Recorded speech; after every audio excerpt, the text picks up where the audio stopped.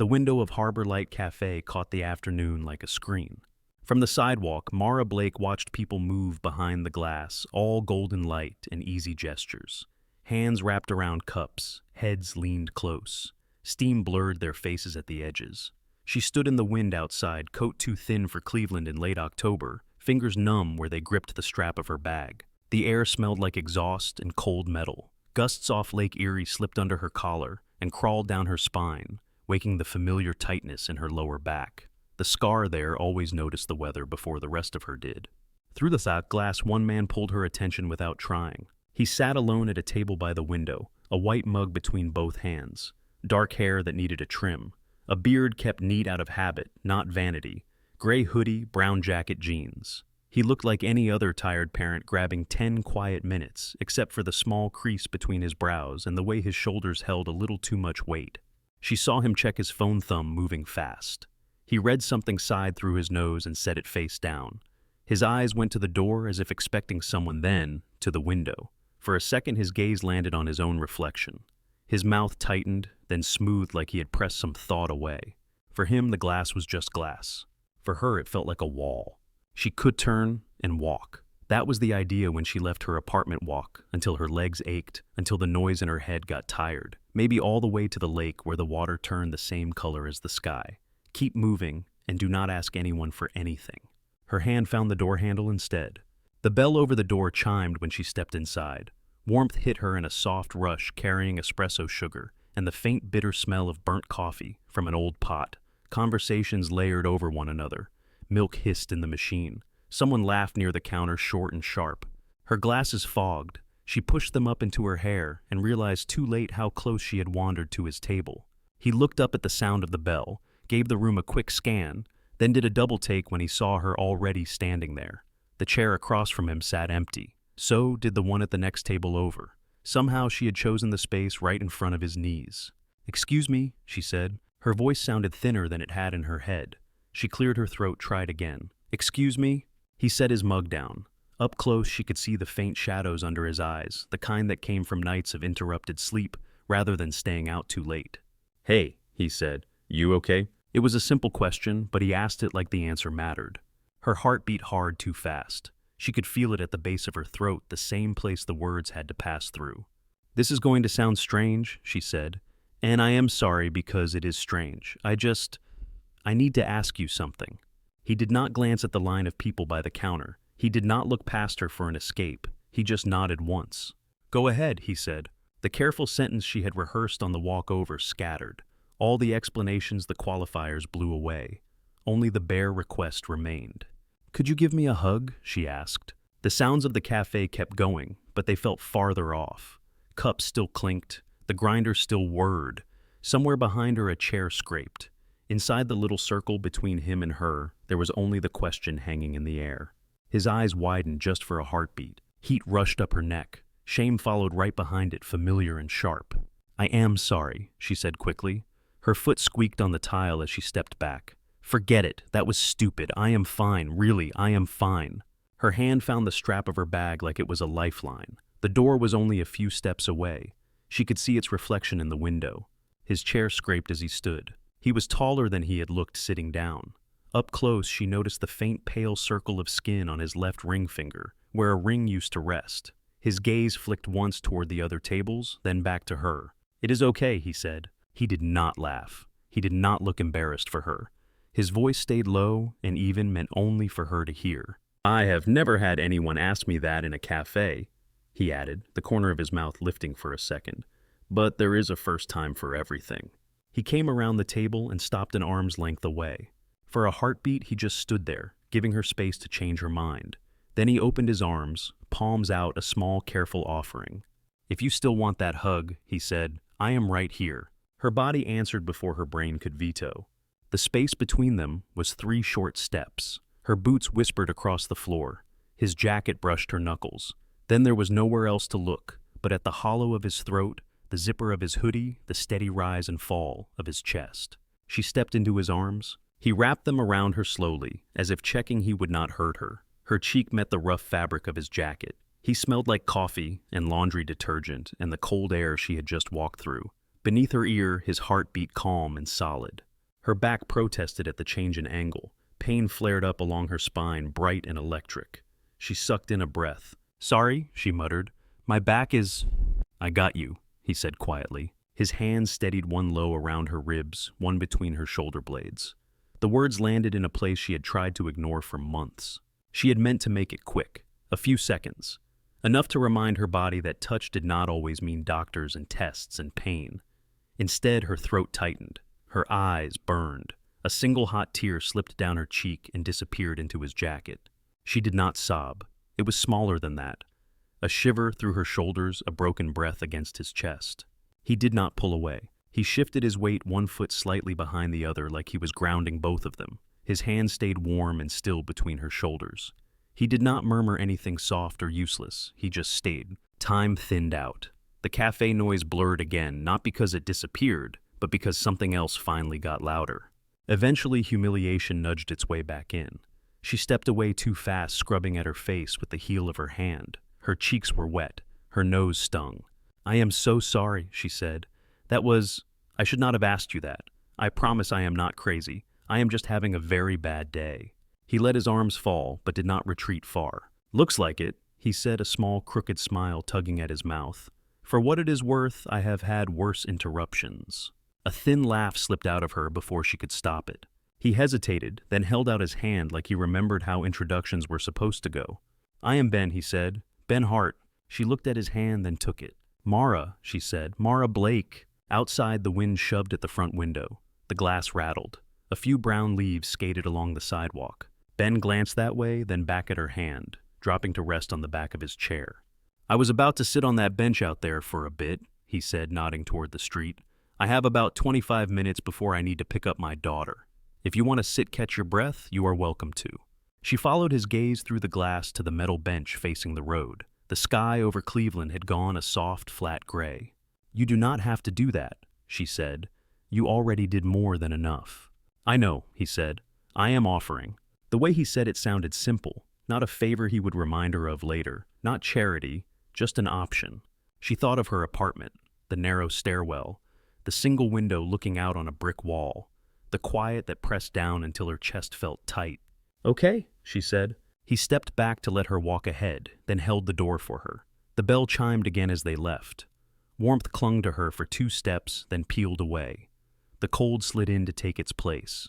They crossed to the bench and sat a polite distance between them, shoulders hunched against the chill. Their breath lifted in small white clouds into the gray afternoon side by side.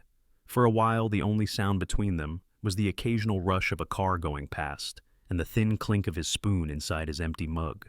Mara watched her breath fog in the air. It faded fast as if the day was erasing her in real time. Her fingers worked at the zipper of her coat, pulling it up and down. Half an inch, as if keeping time with something only she could hear. Ben sat with his elbows on his knees, hands cupped around the mug for warmth that was mostly gone. He did not fidget. He just let the silence stretch in a way that did not feel like pressure. "You really do not have to stay," she said finally. He looked at her, one eyebrow lifting a little. "I know," he said. "You said you were having a very bad day. It usually helps to share at least a corner of that with someone else. If you want to, I mean." It came out easy, not rehearsed. That loosened something in her chest. She fixed her attention on the crack in the sidewalk in front of them. A small weed had forced its way through that stubborn and bright green against the gray. "Today is 2 years," she said. He waited. She could feel his attention on her, steady as the bench under them. 2 years since a drunk guy in a pickup truck did not notice a red light, she went on. "I was at an intersection on the west side of Chicago. It was late, almost midnight. I was driving home from a double shift at the hospital. 16 hours. My phone was in my bag, radio low. I remember singing along to some stupid song and thinking about the grilled cheese I was going to make when I got home." Her mouth curved, but it did not reach her eyes. "The last thing I remember clearly is the glow of the streetlight on my hands," she said. "My fingers on the steering wheel looked almost fake, like a movie shot. Then there was this noise." Her right hand tightened on the edge of the bench. "People always say crash," she murmured. "They make it one word, one sound. It is not like that. It is metal screaming. It is glass popping. It is your whole body suddenly not belonging to you anymore." For a second, it was not Cleveland in front of her. It was an intersection in Chicago, rain streaking the windshield, the smear of headlights where no headlights should be, A white wall of grille and chrome coming in fast from the side. The jolt slamming her sideways, the seatbelt cutting across her chest, the smell of airbags and hot plastic exploding. She swallowed. The paramedic said he hit me, doing 50, maybe 60, she said. He drove through the red light like it was not there. Hit my side, spun my car, shoved it up onto the curb. They told me later they had to cut the door off to get me out. Ben's fingers flexed around his mug. He did not interrupt. I remember the glass, she said. Not the pain at first. Just there was glass everywhere. It was in my hair and my mouth, inside my coat. It felt like the world had shattered, and it was all inside the car. Her voice thinned. She cleared her throat. Then it did start to hurt, she said. It was, I do not know, like my lower back was on fire, and my hips were made of broken dishes. I tried to move my legs and nothing happened. I thought, this is it. This is the moment everything ends. Not with some big speech, just me staring at the dashboard and thinking about how I did not tell my coworker where I put the extra bandages. She let out a breath that was almost a laugh. The funny part is, that was not the end, she said. I woke up under those overhead hospital lights I know too well, with a neck brace and tubes and people talking over me in words I usually understood but suddenly did not. L4, L5 fractures, pelvic ring shattered, surgery, rods, rehab, months. She could see it still, the whiteboards with her name and the date written in dry erase marker, the sharp smell of antiseptic, the constant beep of monitors that never seemed to sync up. I was an ICU nurse, she said. I thought I knew what long recovery meant. I had no idea. She shifted on the bench, careful with her lower back, then pressed on. I spent 8 months in hospitals and rehab centers, she said. 3 surgeries on my spine, 2 on my pelvis. Learning to sit up without blacking out. Learning to stand. The first time they tried to get me to walk between those parallel bars, I almost passed out from pain and embarrassment both. I used to walk people down halls, cheering for them. Then, I was the one they were clapping for, when I took 3 steps and did not collapse. I wanted to disappear into the floor. The wind curled around their ankles. A bus rumbled past on the next block, brakes squealing at the stop. When I was busy fighting my own body, I thought, okay, at least I have people, she said. I was wrong about that too. She let her hands fall into her lap, palms up, as if she could not quite believe they were empty. My parents and I were already not on great terms, she said. They did not like my husband. Logan, wrong background, wrong bank account, wrong church, pick a reason. When I married him, they told me I was choosing him over them. I thought they were being dramatic. Parents say stuff when they are angry. They cool off. Her jaw tightened. After the accident, I called them from the hospital, she said. I had to use a nurse's phone because mine was smashed. My fingers were swollen from the IVs, so I dialed slow. My dad picked up. I told him what happened, that I might not walk right again, that I was scared. He got quiet. Then he said, "You made your choices, Mara. Now you live with them." And he hung up. A muscle jumped in Ben's cheek. I called back, she said. He did not answer. My mom never called. They live 3 states away, and it might as well be another planet. She dug her nails into her palms until it hurt. Logan tried at first, she said. He slept in the chair by my bed for a few nights. He brought me my favorite sweatshirt, the one with the hole in the sleeve. He cried. Then he started taking more and more shifts at his job, or that is what he said. He came later in the day, then every other day, then not at all. She paused, eyes on the cars moving in the distance. The day he brought the divorce papers, he wore a new jacket, she said. That is what I remember, the jacket, not the words. He said he could not do this, could not watch me in pain, could not be a caregiver. He put the folder on the tray table like a takeout menu and asked me to sign when I was ready. I signed the next day before I could talk myself out of pretending we could fix it. She lifted one shoulder as if it did not matter now, though her voice betrayed her. I thought at least my friends would stick, she said. Nurses are pretty good with ugly stuff. For a while they came by, brought coffee gossip from the unit's silly socks. They posted pictures with me, wrote captions about how strong I was. Then my stay got longer and my pain got more boring. Their visits got shorter. The calls went from every day to once a week to every holiday. People's lives moved on. Mine stayed in that corridor that always smelled like bleach. Her throat worked around the next words. By the time I could walk without a walker, Logan was already seeing someone else, she said. My parents never called. Friends sent heart emojis instead of showing up. I could not go back to the ICU. Too much lifting, too many long shifts. Disability covers barely enough for a tiny apartment in a building that smells like other people's dinners and old smoke. I have 70-something thousand in medical debt and a back that complains every time I climb stairs. She looked down at her hands. They had small white scars near the knuckles from old IV sites. The worst part is not the pain, she said quietly. At least that reminds me my body is still here. The worst part is that at some point sometime in the past 2 years, the touches stopped. No hugs, no hand on my arm that was not a nurse checking my pulse. No one brushing past me in a way that meant they were glad I existed. She let out a slow breath that fogged in front of her. This morning I woke up to the sound of the guy upstairs, dropping something heavy on his floor, she said. My ceiling shook. I realized I could not remember the last time someone hugged me because they wanted to, not because they were trying to move me from one bed to another. 2 years. That is a long time to feel untouchable. I am starting to feel like a ghost who forgot to stop paying rent. The corner of Ben's mouth pulled not in amusement, more in recognition. So I put on clean clothes, she went on, which minor miracle, and I told myself I would just walk, maybe to the lake, maybe until my back screamed loud enough to drown out everything else. Then I saw you through the window. Her eyes flicked over his profile. You looked tired, she said, but not mean. You looked like someone who would say yes if a person asked for something strange.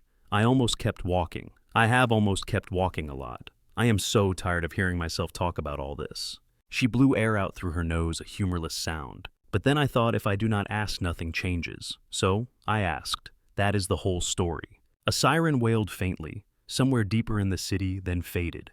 Ben watched a car glide through the light, its reflection sliding across the glass front of the cafe. It is not the whole story, he said finally. She gave a dry little laugh. It feels like enough, she said. He turned a bit so he could see her face better. You did not tell me what you did before the accident, he said. I told you, she said. ICU nurse. That explains some of it, he said. Not all of it. A soft line appeared between his brows. You kept everyone else alive, he said. Then when you needed someone, they stepped back. That is not nothing. She shook her head, but she did not argue. He stared at his hands for a moment, thumb tracing the rim of the mug. I am sorry that happened to you, he said. All of it. The truck, the surgeries, the people who should have stayed and did not. Me too, she said. The words drifted between them, small and honest. He let a few seconds pass, then took in a breath. I lost someone too, he said. My wife, Emily. Mara's gaze went to his bare ring finger, then to the pale mark there. He shifted the bench, creaking under his weight. She went for a run one morning, he said. Same route she always took around our neighborhood, 5 miles. She kissed our daughter on the forehead. While she was still half asleep, stole a piece of toast off my plate and said she would be back in 40 minutes. He smiled, quick and pained. She was training for a half marathon, he said. She was one of those people who actually liked running, the type who says things like, it clears my head. I never understood it, but I liked that it made her happy. His hand tightened around the mug. A neighbor found her on the sidewalk 3 blocks from our house, he said. They said she just dropped. Heart stopped. Congenital defect nobody knew about. She was 32, healthy, annoyed when she caught a cold. And then she was gone before the ambulance even got there. The wind picked up, carrying the smell of the lake and something metallic from the nearby bridge. Mara watched his jaw work as he looked past the street, past the buildings. The hospital called me from a number I did not recognize, he said. I answered in the cereal aisle with a box of oatmeal in my hand. The nurse on the phone used that tone that I use at work when I am about to tell parents something they will never forget. I knew before she said the words. My ears still rang afterwards. He cleared his throat, voice roughening. Our daughter was 3, he said. She kept setting an extra plate at dinner. She would draw pictures for Emily and leave them on the couch for when she came home. I did not know how to tell her there was no homecoming, just a funeral with too many flowers that smelled too sweet. Mara heard the way he said our daughter and tucked it away. Friends tried, he said. They dropped off casseroles for a while. They took turns inviting us over. People from Emily's yoga class sent cards. Then their own lives got busy again. The couples we used to meet for brunch stopped calling as much. I think I scared them. A reminder that one morning your life can be normal, and by sunset it is not. He let out a breath. I work at a pediatric rehab center, he said. I help kids figure out how to button shirts with one hand after an accident, how to hold a pencil again, how to balance when everything in their body says they can it. I am good at being patient with them. With myself, not so much. He glanced at her self-conscious for a moment. I know what it feels like when everyone moves on, and you are still stuck in the moment where everything broke, he said. You are not the only ghost in town. Something inside her eased at that, a knot she had been carrying so long she no longer noticed its shape. They sat like that, sharing the bench, the cold, the pieces of their stories that most people edged away from. Through the window, a barista wiped circles on the counter with a Colt watching the foam on the last latte of the hour collapse. A couple by the door put on their coats, their reflections doubling in the glass as they left. Ben's phone buzzed on the bench beside him. He glanced down the contact name lighting up the screen, Kara, then a second notification, a calendar reminder for pickup. He locked the phone without reading the messages and slid it back into his pocket. I have to go in a few minutes, he said. My sister is with my kid right now, and if I am late, she will send me passive-aggressive memes for a week. You have a kid, Mara said. He nodded. A small smile softened his face. June, he said. She is 7 and has more questions than the internet. She is probably talking my sister's ear off as we speak. Something like warmth stirred behind the hollow ache in Mara's chest. The idea of this man who had held her without flinching, reading bedtime stories and packing lunches, settled into her mind. Thank you for telling me about Emily, she said. Thank you for telling me about Chicago, he replied. The wind gusted, rattling a loose street sign down the block. Mara tucked her hands deeper into her coat pockets. For the record, he added, you were not stupid for asking for a hug. She huffed out a breath that might have been another almost laugh. It felt pretty stupid, she said. It felt brave from where I was sitting, he said. She let that sit between them, unsure what to do with it. He stood then, the bench lifting slightly when his weight left it. He turned toward her. I need to go rescue my sister, he said. But if you ever find yourself near this cafe again and want someone to listen, I am here a lot more often than I should admit. He did not press a napkin with his number into her hand. He did not ask for hers. He just offered the possibility, as he had earlier, simple and without decoration. She looked up at him, his silhouette cutting against the dull sky and the reflection of the cafe window. Okay, she said, maybe I will. He gave a small nod, then walked back toward the door. The bell chimed when he went inside. She watched him cross to the counter, speak to the barista, then disappear from sight. On the bench in the chill of the late afternoon, Mara sat very still. Her back ached. Her fingers were numb. A faint warmth lingered on her skin where his arms had wrapped around her. Through the glass, her reflection stared back, faint and layered over the people moving inside. For the first time in a long while, she did not look completely transparent. The door of the cafe swung open with a burst of sound and warm air. Mara turned her head. A small girl in a purple coat shot out onto the sidewalk, scarf trailing behind her like a comet tail. Her boots slapped the concrete. A woman followed more slowly, holding two. To-go cups in one hand, the other lifted in a lazy attempt to slow the child down. June, hold up, the woman called. Your face is going to meet the pavement if you keep that speed. The girl skidded to a stop halfway between the cafe and the bench. Her cheeks were pink from heat, and excitement curls escaping from under a knitted hat with bare ears. She spotted Ben coming up behind them and launched herself at him without hesitation. Dad, she shouted. Ben caught her easily, his body knowing the motion better than his mind knew anything. The mug in his hand tilted, then steadied. He shifted her to one hip with practiced effort. You survive Aunt Kara Day, he asked. Barely, the woman said dryly, stopping beside them. She had Ben's eyes, but sharper, more assessing. Her dark hair was twisted into a knot at the back of her head, and there was a faded tattoo curling around her wrist. She has discovered root beer floats, and she is drunk on sugar and facts about Saturn. That is not drunk, the girl corrected with great seriousness. That is educated. Ben laughed under his breath. The sound came out easier than it had in a long time. He glanced toward the bench, as if only just remembering Mara was still there. Mara, he said, shifting June down so she stood on her own feet. This is my daughter June, and that is my sister Kara. Kara's gaze slid to Mara. In that one slow sweep, Mara could feel the older woman clocking everything at once, the cheap coat, the way Mara sat with her weight guarded to one side, the faint swelling around her eyes from earlier tears. There was a flicker of something like curiosity there, then a softer warmth. Hi, Kara said. Anyone who lets my brother talk for longer than 5 minutes without fake texting an emergency is a saint in my book. Mara blinked, then let out a small, surprised laugh. I am not sure I qualify, she said, but hello. June had already stepped closer, studying Mara with the unabashed focus only kids have. She stuck out a mittened hand. I am June Hart, she announced. I am 7 and 1 month. I can do my own ponytail if it does not involve the back of my head. And I know all the names of the planets in order both ways. Do you like space? Mara blinked again. Questions from adults lately had all sounded the same. Are you working? How is your pain? Are you still in physical therapy? They all poked in the same directions. I do, she said slowly. Space is big. June nodded, satisfied by this as a starting point. It is expanding, she said.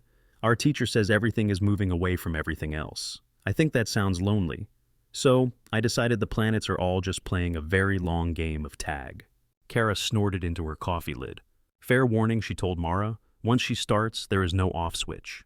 That is not true, June protested. I stop when I sleep, mostly. She turned back to Mara. Were you crying? She asked bluntly. June, Ben said, a warning threading into his voice. June did not look embarrassed. She just frowned a little like she was examining a puzzle. It is okay, Mara said before he could say more. She swiped a thumb under one eye, even though the tears were gone. I was having a rough day. Your dad was being nice. June's face brightened. He is good at that, she said. He makes good grilled cheese too, but he burns the first one every time. Aunt Kara says it is part of his process. It is part of my process to ignore my sister, Ben said. Kara smiled over the rim of her cup. I am deeply hurt, she said. So hurt that I was going to invite you and your mysterious new friend to join us at the park. But now I will just take June and let you sit here in the cold with your lukewarm coffee. Park. June bounced on her toes. We are still going to feed the ducks, right? Ducks wait for no one, Kara said. Ben looked at Mara. The question was in his eyes before he voiced it. We were going to Lakefront Park for a bit, he said. There is a pond and some very pushy waterfowl. You are welcome to come if you want some fresh air and more fun facts about the solar system than you ever asked for. Mara felt all three of them looking at her, each with a different flavor of attention. Kara's measured but open, Ben's hopeful and cautious at once. June's bright and simple, as if inviting someone along was the most natural thing in the world. Old instincts stirred, the ones that said do not be the extra person tagging along, do not impose, do not make it weird. Her back throbbed where the bench pressed into it. The thought of walking all the way to the lake made her muscles tense, then unclench. She thought about going back to her apartment instead, to the narrow hallway and the humming refrigerator and the couch that remembered only her shape. The memory of his arms around her lingered, a ghost of warmth. How far is it? She asked. 10 minutes, Ben said. 15 if someone insists on examining every cracked leaf on the sidewalk. June threw her hands up. Nature is fascinating, she said. Mara smiled, small and real. Okay, she said. I can do 10 minutes. Great, Kara said. Walk with us. If he starts talking about occupational therapy theories, you have my permission to fake a phone call. I heard that, Ben said. You were meant to, Kara replied. She replied. They started down the sidewalk together. The wind had teeth, but the four of them made a little pocket of sound and movement that made the cold feel less sharp. June fell into step between Mara and Ben, one hand in each of theirs, as if it had always been that way. Her mittens made her grip soft, but she held on with surprising strength. Do you know about the constellations? She asked Mara, craning her neck to look up at the washed-out sky. Only a few faint points of light would be visible later, if the cloud cover thinned. A few, Mara said, the popular ones. I have glow-in-the-dark star stickers on my ceiling, June said. Dad helped me put them up when I was 5. We made up our own constellation. It is shaped like a lopsided heart, but we say it is a dragon because that sounds cooler. Ben looked down at her, the corners of his eyes creasing. You named it Dragonheart, he said. You insisted. I still insist, June replied. They reached the park as the light dipped lower, turning the tops of the bare trees a dull, burnished color. Leaves covered the paths in messy drifts, crunching under their feet. The pond sat in the middle, ringed by a low railing. Ducks clustered near the edge where people tended to stand, hopeful and noisy. Kara pulled a small bag of pellets from her pocket and shook it. Approved duck food, she said to Mara. My niece is a stickler for waterfowl nutrition. Bread is bad for their tiny duck stomachs, June said firmly. Right, Dad. Right, Ben said. He hopped the low curb and crouched by the water's edge. June joined him, grabbing the railing with one hand and tossing pellets with the other. Ducks surged closer, quacking their opinions. Mara hung back for a moment, watching them. Ben's shoulders loosened when he laughed. The tight set of his jaw eased when June flung her arm out to point at a particularly aggressive mallard and almost toppled herself over. He caught a Yeats without thinking, hands at her waist. Kara stepped up beside Mara, offering her the bag of food. You can stand right here and throw from a safe distance, Kara said. You avoid the splash zone, but you still get the entertainment. Mara took a small handful of pellets. They felt oddly light in her palm. You do this often, she asked. Every other Saturday, Kara said. Gives Ben a break, gives me an excuse to buy hot chocolate I do not need. June calls it tradition, which means we cannot ever stop. Mara nodded. The word tradition sat strangely in her ears like a song she almost remembered. She tossed a few pellets. Ducks darted forward, knocking into each other. One flapped its wings, sending a spray of cold droplets up toward them. A few landed on her coat sleeve. She shivered, then laughed at herself. This one thinks he owns the place, Kara said, pointing with her chin at the largest duck. He used to be terrified of June. Now he tries to bully her. Kids and birds. They figure out your tells fast. You do not mind helping, Mara asked. Ben and I grew up taking turns patching each other up, Kara said. This is just the grown-up version. Her tone stayed light, but Mara caught the thread of something deeper underneath. History tight and tangled, that was none of her business, and yet somehow easy to imagine. June turned and waved at her. Mara, look, she called. This one has a green head like an alien, if aliens were ducks. Alien ducks. Mara stepped closer. Her back ached at the change in pace, but the ground felt steady under her boots. She crouched carefully, one hand on the railing to keep her balance. It does look like it fell out of a spaceship, she said. June grinned. If I had a spaceship, I would invite you and Dad and Aunt Kara, she said. We would go somewhere with 3 moons, maybe 4, and 0 school. Hey, Ben said. School is important. So is 4 moons, June countered. Mara laughed. The sound surprised her. It did not have the brittle edge she had gotten used to hearing when she laughed alone at something on a screen. By the time the bag of pellets was empty, her fingers were cold, but her face felt warmer. They walked another loop of the park, June skipping ahead, crunching leaves just to hear the sound, then falling back again to take someone's hand. When they reached the sidewalk that led back toward the cafe and the street, Mara slowed. I should head home, she said, before my backstage is a protest. Ben nodded, serious at once. Do you need a ride, he asked. We live not too far from here. I can drop you wherever you are. No, that is okay, she said. I am close enough. I will take it slow. He studied her for a second, as if weighing whether to push. Then he nodded again. Can I walk you at least halfway? He asked. Kara snorted. I will take the Space Cadet and let you two do your awkward goodbye, she said. Come on, June. Hot chocolate for the road. June gasped. With marshmallows, she asked. I am not a monster, Kara said. Let us go. They peeled off toward the cafe, voices fading, as they talked about the merits of whipped cream versus marshmallows.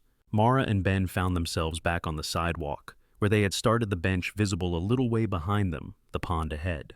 Thank you, Mara said, for earlier, and for this.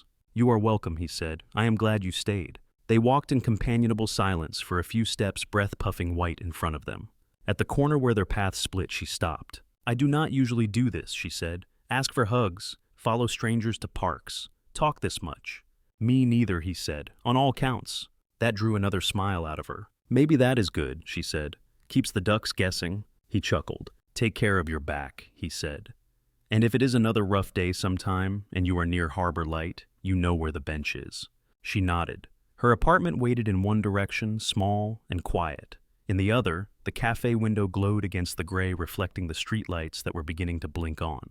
She turned toward home, the echo of their steps overlapping on the sidewalk, before they finally peeled apart. That night, the ceiling of Mara's apartment felt too close. She lay on the sagging mattress and stared at the faint water stain in one corner. It had a shape. If she squinted, a smudge that could be a lopsided heart or a continent on a map no one used anymore. Above her, the upstairs neighbor's television murmured through the thin plaster. Every so often, something heavy thumped across the floor, and dust sifted down, glittering in the light from the street. She closed her eyes and tried to picture the lake instead, the gray water, the ducks crowding at the railing, June's mittened hand in hers, small and sure, Ben's laugh when the bravest duck tried to steal food from his shoe. The memory replayed like a scene she had not realized she had been starving for. Her back ached in a deep, toothy way. The good pain, her physical therapist called it, the kind that meant she had done more than usual. She curled onto her side with a pillow between her knees the way she had been taught. Her fingers found the edge of the blanket and held on. Before sleep finally came, she saw it again, June tilting her head toward the sky, talking about constellations that did not yet exist. In the morning, the ache had dulled, leaving a stiff heaviness. She made coffee with the cheap machine on the counter and drank it standing up, hand-braced on the sink. Outside, the alley was damp from overnight rain. Trash cans lined the brick walls like a crooked guard. She did not mean to walk past Harbor Light Cafe that day. Her feet went that way anyway. The bell chimed when she pushed the door open. Warmth and the smell of espresso folded around her. A barista with a nose ring glanced up from the machine, nodded in recognition. She had seen Mara at odd hours over the past months, always alone, always taking her coffee to the window. Today, the table by the glass was empty. Mara ordered a small coffee and took her usual seat. Outside, people hustled past, coats pulled tight. The reflection in the glass put her face over theirs, half here, half not. She wrapped both hands around the cup. The ceramic warmed her palms. Her pulse felt loud in her ears, though she could not have said what she was waiting for. 10 minutes passed, then 15. She told herself it did not matter, that yesterday had been a small, strange kindness in the middle of a long, hard stretch. People had whole conversations with strangers on airplanes and never saw them again all the time. She was draining the last of her coffee when the bell chimed. "Dad, hurry! They are going to run out of the big cookies," June's voice carried before the door finished swinging. "The ones with the chocolate chunks the size of my eyeballs." "Your eyeballs are not a unit of measurement," Ben said behind her. "They are if you are me," June replied. Mara turned her head before she could stop herself. Ben saw her almost at the same time. Surprise flickered across his face, then settled into something softer.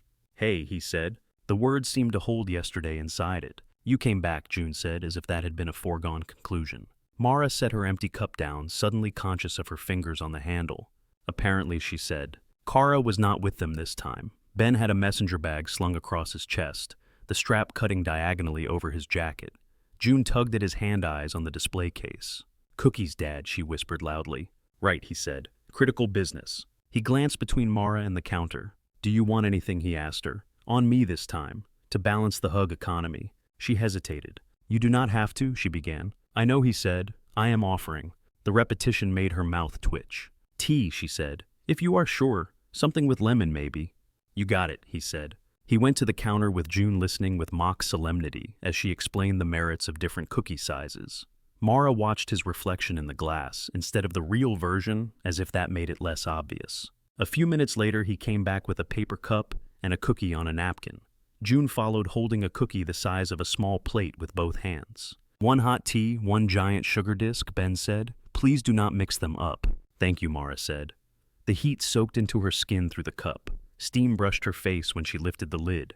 "Can we sit with you?" June asked, already sliding into the chair across from Mara without waiting for an answer. "Looks like we are," Mara said. Ben sat too, setting his bag down by his feet. For a few seconds they were all busy with first sips and first bites. Crumbs landed on the table. June caught a few with her fingers. "So," June said, mouth full, "did you know some people think there might be life on Europa? That is a moon of Jupiter, not Europa Avenue. That is a bus stop. Europa Avenue is not known for its alien population." "You are right," Ben said. Mara smiled, the motion easier this time. "I did not know that," she said. "About Europa." "It has ice, and maybe an ocean under the ice," June said. "If there is an ocean, there might be something in it, like space fish, or space shrimp, or space rubber ducks." "Imagine the bath toys," Ben said. June giggled. They fell into an easy rhythm. June supplied facts about planets and demanded opinions on hypothetical alien diets. Ben translated a note from June's teacher about an upcoming project. Mara listened, added small comments where she could answer when asked whether she preferred Saturn or Neptune. At one point, June frowned at her tea. "This smells weird," she said. "That is because it is tea and not hot chocolate," Ben said.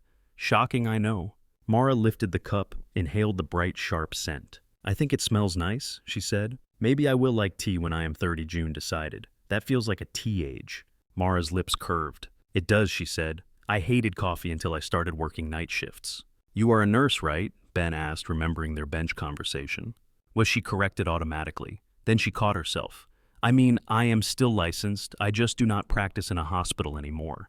"What shift did you work?" he asked. "Mostly nights," she said. "ICU. My circadian rhythm is permanently insulted." He nodded, a spark of professional kinship in his eyes. "I am afternoons and evenings at the rehab center," he said. "Kids do not care what time it is. They only care if you make their splints hurt less." "Rehab center?" she asked. "Pediatric," he said. "We get a lot of post-surgery kids, some congenital conditions, some accidents, small bodies doing hard work, brave little punks." There was affection in the insult. Mara looked down at her tea, then back at him. "You help them learn to move again," she said. "That is the idea," he replied. "Same job as you had, different hallway." Her throat tightened around something that felt like recognition. Outside, rain had started a fine mist blurring the cars on the street. Drops streaked the glass. Inside, the cafe lights reflected in tiny points of brightness like a fake constellation across the window. After that day, they crossed paths more often. Sometimes it was chance. She would limp in on a Tuesday afternoon, planning to sit alone with her coffee and her thoughts, and spot him at the table by the window, a stack of charts open on his laptop. He started glancing toward the door whenever the bell chimed. When it was her, his shoulders eased almost imperceptibly. Sometimes it was on purpose. "You were here a lot," Kara remarked one Friday when she found Ben at Harbor Light earlier than his usual window. She leaned on the back of his chair, eyeing his untouched mug. "You secretly moved your office into this cafe and did not tell me. Wi-Fi is better here," he said. She hummed in disbelief, then glanced toward the door, just as Mara stepped in, brushing rain from her hair. "Ah," Kara said under her breath, "there it is." She clapped him on the shoulder and went to order, leaving him to pretend his heart had not just tried to climb into his throat. Over the next few weeks, a loose pattern formed. On days when his work ended before June's school did, he would stop at Harbor Light. On days when her pain level allowed it, Mara would walk past the cafe window instead of crossing the street to avoid the crowd. Often enough, those choices lined up. June grew used to seeing Mara. She stopped asking if she could sit with them and started assuming it. She brought drawings to show stick figure families under starry skies and rockets with flames shooting out the bottom. "This is me, this is Dad, this is Aunt Kara, and this is the dog we do not have yet," she explained. "You do not have a dog," Mara pointed out. "Not yet," June said, manifesting. Ben rolled his eyes and took another sip of his coffee to hide his smile. One late afternoon, rain drummed harder against the windows, turning the glass into a sheet of moving gray. The cafe felt smaller, the light warmer. Ben and Mara had drifted into a side conversation while June colored in a workbook. So Ben said, "How has physical therapy been?" She tore a corner off a napkin, folding it into smaller and smaller triangles. "Slow," she said. "Frustrating, necessary. My therapist is in love with resistance bands. I am not." "You doing pool work too?" he asked. She nodded. "I feel ridiculous in a cap and goggles," she said. "But water is the only place my body remembers how to be light." He watched her hands. "You are doing the hard stuff," he said.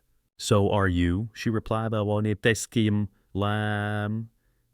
busy so dele flerneren bin and bin. Seeing the hallway bell." His mouth curled. "Different hallway," he agreed. That night, back in her apartment, Mara found herself replaying their conversation. Not just the words, but the way he had listened. The way he did not flinch away from the uglier parts. The way his eyes had gone soft when she described the pool. She sat at her small kitchen table, with her laptop open and a spreadsheet of bills on the screen. Numbers blurred together. She minimized the window and opened another, fingers hesitating over the keyboard. For a long moment, she stared at the blank search bar.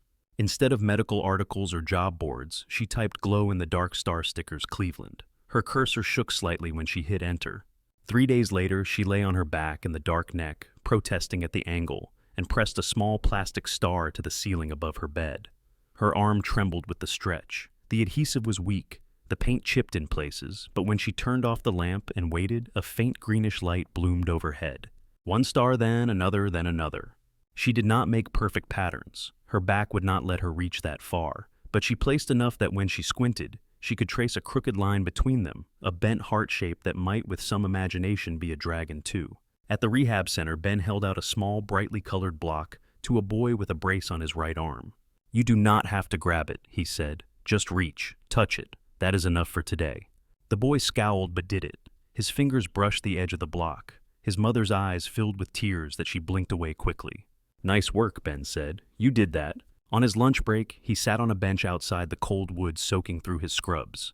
His phone buzzed. A message from Kara about Thanksgiving plans. Another from an unknown number. "Hi, this is Mara, the nurse who complains about resistance bands. Ben from Harbor Light, right? My therapist would be proud. I finally used a phone for something other than canceling appointments." He stared at the screen, then felt a laugh slip out of him. He typed back, "That is me. Hi, Mara. My therapist would be proud too. I finally saved a contact that is not the plumber." 3 little dots appeared, disappeared, appeared again. "Did someone give you their number over coffee and ducks, or did I hallucinate that entire day?" she wrote. "You did not hallucinate," he replied. "I meant it. in case you ever needed a ride after an appointment or someone to rant to about pool caps. There was a longer pause this time. Careful, she wrote. I have a lot of opinions about pool caps. I have a high tolerance for opinions, he answered. She did not message again that afternoon. He slipped his phone back into his pocket and went inside for his next session, but the lightness stayed with him as he knelt on the mat beside a little girl who was learning to balance on her rebuilt leg. In the weeks that followed, their messages settled into a quiet back and forth. Sometimes it was practical. Clinic running late. Back is grumpy, she wrote once. Might be limping past Harbor Light. Coffee could save lives. On it, he answered. Coffee and one slightly underqualified cheerleader.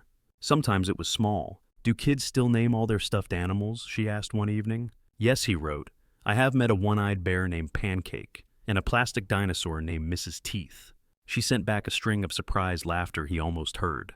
Other nights when the pain spiked and sleep refused to come, she typed without overthinking.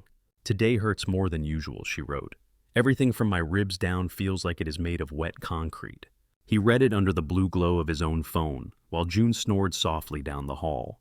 I am sorry, he wrote. That sounds brutal. I wish concrete came with an off switch. If you find one patent it, she answered, we can split the profits. Deal, he wrote. He wanted to say more, that he was glad she told him instead of sitting alone with it, that he had seen kids curled around injuries like she curled around hers, and he knew that surviving days like this counted as work. Instead, he sent a picture of June's latest drawing, 3 shaky stars, connected by a line labeled in messy pencil, Our Family Dragon. Cute, Mara wrote. Your kid has good taste in mythical creatures. She demanded to know your favorite tomorrow, he replied. Heads up. No pressure then, she answered. On afternoons when they were both free, their conversations moved back to the cafe, to the bench, to the path by the lake. Winter crept closer. Breath turned to thicker clouds in front of their faces. The wind off the water cut sharper. Ben started keeping an extra hat and pair of gloves in his bag. The first time he offered the gloves to her, she shook her head, teeth chattering. You will freeze, she said. I have a high tolerance for cold, he replied. She looked at his bare hands, the pink knuckles. Liar, she said. Still, she took the gloves. They were 2 big fingers flopping at the tips, but the lining was soft and held the last of his warmth. Thank you, she said. Run them through the wash before you bring them back, he said. Those have seen some things on playgrounds. I feel honored, she said. Little by little, the distance between them shrank, in ways that did not make much noise. It was in the way their shoulders brushed when they walked on the narrow sidewalk, and neither of them stepped away. In the way he remembered how she took her tea, and she remembered that he always asked for an extra napkin because June was a crumb machine. One evening as they left Harbor Light together, a freezing drizzle stitched the air. It slicked the pavement, turned the streetlights into fuzzy halos. Do you have a hood, Ben asked. Sort of, she said, tugging the thin fabric up over her head. Moisture bled through almost immediately. He paused, then shrugged out of his jacket and held it out. Here, he said. I have a sweatshirt under this. You do not. You are going to get soaked, she said. I will survive the 5-minute walk to my car, he said. Please. You will make my inner therapist calmer. She hesitated only a second before slipping into the jacket. It was still warm from his body, the collar smelling faintly of his cologne and coffee. It is huge, she said, pulling the sleeves over her hands. You look very fashionable, he said. It is a new trend. Swallowed by coat. Rain pattered on the brim as they stepped outside. The city lights reflected in the wet pavement stretching long and distorted. At the corner where their routes diverged, he stopped. Can I give you a ride, he asked. Seriously, I know Cleveland sidewalks. They get mean when they are wet and icy. She shook her head, adjusting the jacket around herself. Not tonight, she said, but thank you for the coat and the offer. Hold on, he said. He pulled his phone from his pocket and held it out. Put your number in, he said. So, I do not have to keep referring to you as Mara from Harbor Light in my head. She took the phone thumbs hovering over the screen for a second. Then she typed her number, saved it under Mara Nurse, and handed it back. I will text you mine, he said, in case you change your mind someday about rides or ranting. She nodded, the hood shifting slightly with the movement. Okay, she said. He watched her walk away, his jacket loose on her shoulders, her figure reflected twice in the wet glass of the storefronts. She did not look like a ghost on nights like this. She looked like someone trying step by step to remember what it felt like to move through the world with other people beside her. Snow came early that year. A week after Mara walked home and Ben's jacket, flakes began to fall in thin, hesitant lines outside the cafe window. They melted on contact with the sidewalk, leaving damp freckles on the concrete. By the end of the week, they stuck. Mara noticed it first through the bathroom window in her apartment. A thin white film on the fire escape, on the rusted metal railings, on the slick roof of the building across the alley. She watched it for a moment, then reached for her phone on the sink. "Street is officially losing its color," she typed. "Snow in Cleveland confirmed." The reply came before she finished brushing her teeth. June used the word magical, and then immediately asked if it could cancel school, he wrote. So, yes, winter has arrived. She smiled around her toothbrush. "Tell her snow is science, not magic," she sent. "Already tried," he wrote. "She says science is a kind of magic with more homework." Mara laughed, a small surprise sound that bounced off the tiles. That Saturday, they traded the park for Ben's house. Kara had texted Mara an address, and the words "come over for spaghetti night, casual, no pressure." A second message followed. "For real, no pressure," she wrote. "But if you are free, it would be good to have another adult present when June debates my brother on the correct way to twirl noodles." Mara hesitated at her kitchen table, the phone warm in her hand. The idea of going to their home felt bigger than the walk to the cafe, bigger than the park. Interior spaces carried history. Pictures on walls, shoes in corners, the ghost lines of routines she had not been there for. Then she thought of another winter, another couch, another sense of being on the outside of glass. What time, she typed. 6. Kara answered. "Bring nothing except yourself. We have food and too many opinions." The Hart House sat on a quiet street, where snow gathered in the forked arms of maple trees. A string of white lights outlined the front window, not quite festive yet, more practical than decorative. A small plastic shovel leaned against the steps. She knocked, then stepped back, breath clouding in front of her. June flung the door open. "Mara," she said, as if surprised she had actually come, and delighted by the fact at the same time. "You are here. You have to see what Dad did to the sauce. It is thick. Aunt Kara says you could mortar a wall with it." "Kara is banned from dinner," Ben called from inside. "We are not eating at her place anymore. She does not get to judge sauce." Kara appeared behind June hip against the doorframe dish towel slung over her shoulder. "It smells good," Mara said. "Do not encourage him," Kara replied in a stage whisper. They stepped aside to let Mara in. Warm air hit her ankles first, then climbed. The house smelled like tomatoes and garlic and something rich underneath. She slid her boots off on the mat by the door and lined them up next to a pair of tiny sneakers with glitter on the sides and Ben's worn running shoes. Her socked feet made almost no sound on the hardwood. The living room opened out from the entryway, soft and lived in. A couch with one cushion sagging a little more than the rest. A low table with a stack of picture books on one end. A white lamp with a crooked shade. On one wall, framed photos, some taken in daylight, some washed in flash. A younger Ben hair, a little longer arms around a woman whose smile reached her eyes. A toddler version of June Cheek's round hand in both of theirs. Mara's gaze caught on those faces. She looked away quickly, not out of discomfort with their presence, but from a sense that she was stepping into something tender. "Come make a friend," June said, grabbing her hand and tugging her toward the dining room. "With carbs." The table was set for 4. A big ceramic bowl of spaghetti sat in the center, steam rising from the sauce. There was a basket of garlic bread, a salad in a yellow mixing bowl, a jar of grated cheese with a spoon sticking out. Ben ladled sauce into serving bowls with more seriousness than the task required. When he looked up and saw Mara properly inside his house, his face shifted. It hit her then fully that he had invited her into all of this. Not just the bench and the cafe and the walk by the lake, but the place where he reheated coffee in the microwave and tripped over toys and fell asleep on the couch sometimes. "Hey," he said, "you made it." "I did," she said. "The snow did not win." "Small miracle," he said. "Sit anywhere. Except my chair. That is non-negotiable." "That was one time," Kara said. "And you survived." They ate. June narrated most of it. Between bites, she explained her latest school assignment, which involved building a model of the solar system out of foam balls and string. She quizzed Mara on the order of the planets added dwarf planets for extra credit, insisted Pluto had been unfairly demoted. "Emily would have loved this," Kara said at one point, not as a sigh, just as a simple fact.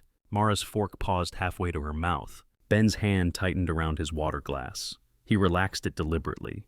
"She would," he said. He did not look away from June. He just watched her wave a breadstick like a professor's pointer. After dinner, June dragged Mara down the hall.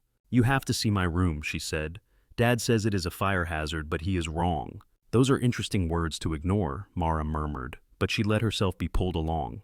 June's room was small but bursting with personality. A bookshelf overflowing with volumes about space and animals. A poster of the solar system above the bed edges curling from tape. Stuffed animals lined up on the windowsill, their soft faces turned toward the street. On the ceiling, faint shapes hovered in the dim. June bounced onto her bed and switched off the light. For a second, they were both blind. Then the stars appeared. Pale green points of light dotted the ceiling, clustered in uneven groups. Some were larger, smeared slightly where little hands had pressed too hard. Others were tiny, barely lit, but there. Dad helped put them up, June said now, just a bright outline in the dark. That big cluster is Dragonheart. That swirl over there is Pancake Cluster. Aunt Kara named that one. Mara lay back carefully on the edge of the bed, head resting near the footboard, so she did not jostle June. They are beautiful, she said. She thought of her own ceiling back home, its new tentative constellation. Smaller, cruder, still for the first time not entirely blank. It is easier to sleep when there is something to look at, June said. When it used to be just the dark, I did not like it. I know that feeling, Mara said. A beat of silence passed comfortable. Did you ever work nights? June asked suddenly. Yes, Mara said. In a hospital. Dad said you helped people get better, June said. Like he does, but with more tubes. That sounds about right, Mara said. Were you scared? June asked. At night? Sometimes, Mara said. Hospitals are loud and quiet at the same time, but there were always other nurses, and we knew what to do most of the time. She left out the nights where knowing what to do had not been enough, where she had held hands that went cold under her fingers. Dad was scared when Mom died, June said matter-of-factly. He tried not to be, but I could tell. His eyes looked tired and shiny at the same time. Mara swallowed. He did his best, she said. I know, June replied. He still does. He makes the best cereal dinners. Mara smiled in the dark. That is an important skill, she said. June rolled onto her side. Do you get scared now? She asked. In your apartment? Sometimes, Mara said, the honesty coming easier in the half-light. Not of monsters. Of being the only person who knows whether I woke up or not. Oh, June said very softly. The child reached out blindly and found Mara's hand. Their fingers curled small and warm over long and cold. You can text us, June said. Me and Dad. Then at least 2 people will know you woke up. Mara's throat closed. For a second she could not speak. That is a good plan, she managed. The overhead light snapped on. Ben stood in the doorway, Asane, hand still on the switch, squinting against the change in brightness. Hey, Star Patrol, he said. It is past bedtime for certain people who argue with their teachers about the status of Pluto. Pluto is wronged. Not wrong, June said, but she scooted up to her pillow anyway. Mara, will you come back another time and see if they still glow? If I am invited, Mara said. You are invited, June said immediately. Ben leaned against the doorframe, watching them, an unreadable expression on his face. Okay, astronaut, he said to his daughter. Say good night. Good night, June said. Then after a beat, good night too, Mom. She said it in the direction of the ceiling toward Dragonheart. Mara's heart squeezed. Good night, she echoed quietly. She slipped past Ben into the hallway. The light from the living room spilled toward them, soft and yellow. Thank you for coming, he said, voice low. She has not shown anyone her ceiling since, for a while. It is an impressive ceiling, Mara said. They walked back to the kitchen, the clink of Kara rinsing dishes filling the space. Kara shooed them away from the sink. I have this, she said. You two can argue about who makes better tea. You do, Ben said. Sa omayan zozan moi distorske edan manitskizon squistigam sinidisi madlisti. Correct, Kara replied. Mara leaned against the counter, watching Ben wipe down the table. His movements were efficient, but not rushed, the habits of someone who had tidied up after small hands 1,000 times. You are good with her, she said. She makes it easy, he replied. That is not always true, Mara said. For kids, or adults. He set the cloth down and turned to face her fully. Some days I wonder, he said, if I am getting any of it right. She frowned. With June, she asked. With all of it, he said. I wake up, and there is this list in my head. Pack lunch, check homework folder. Do not forget the permission slip. Do not snap when she asks a question at 6 in the morning about black holes.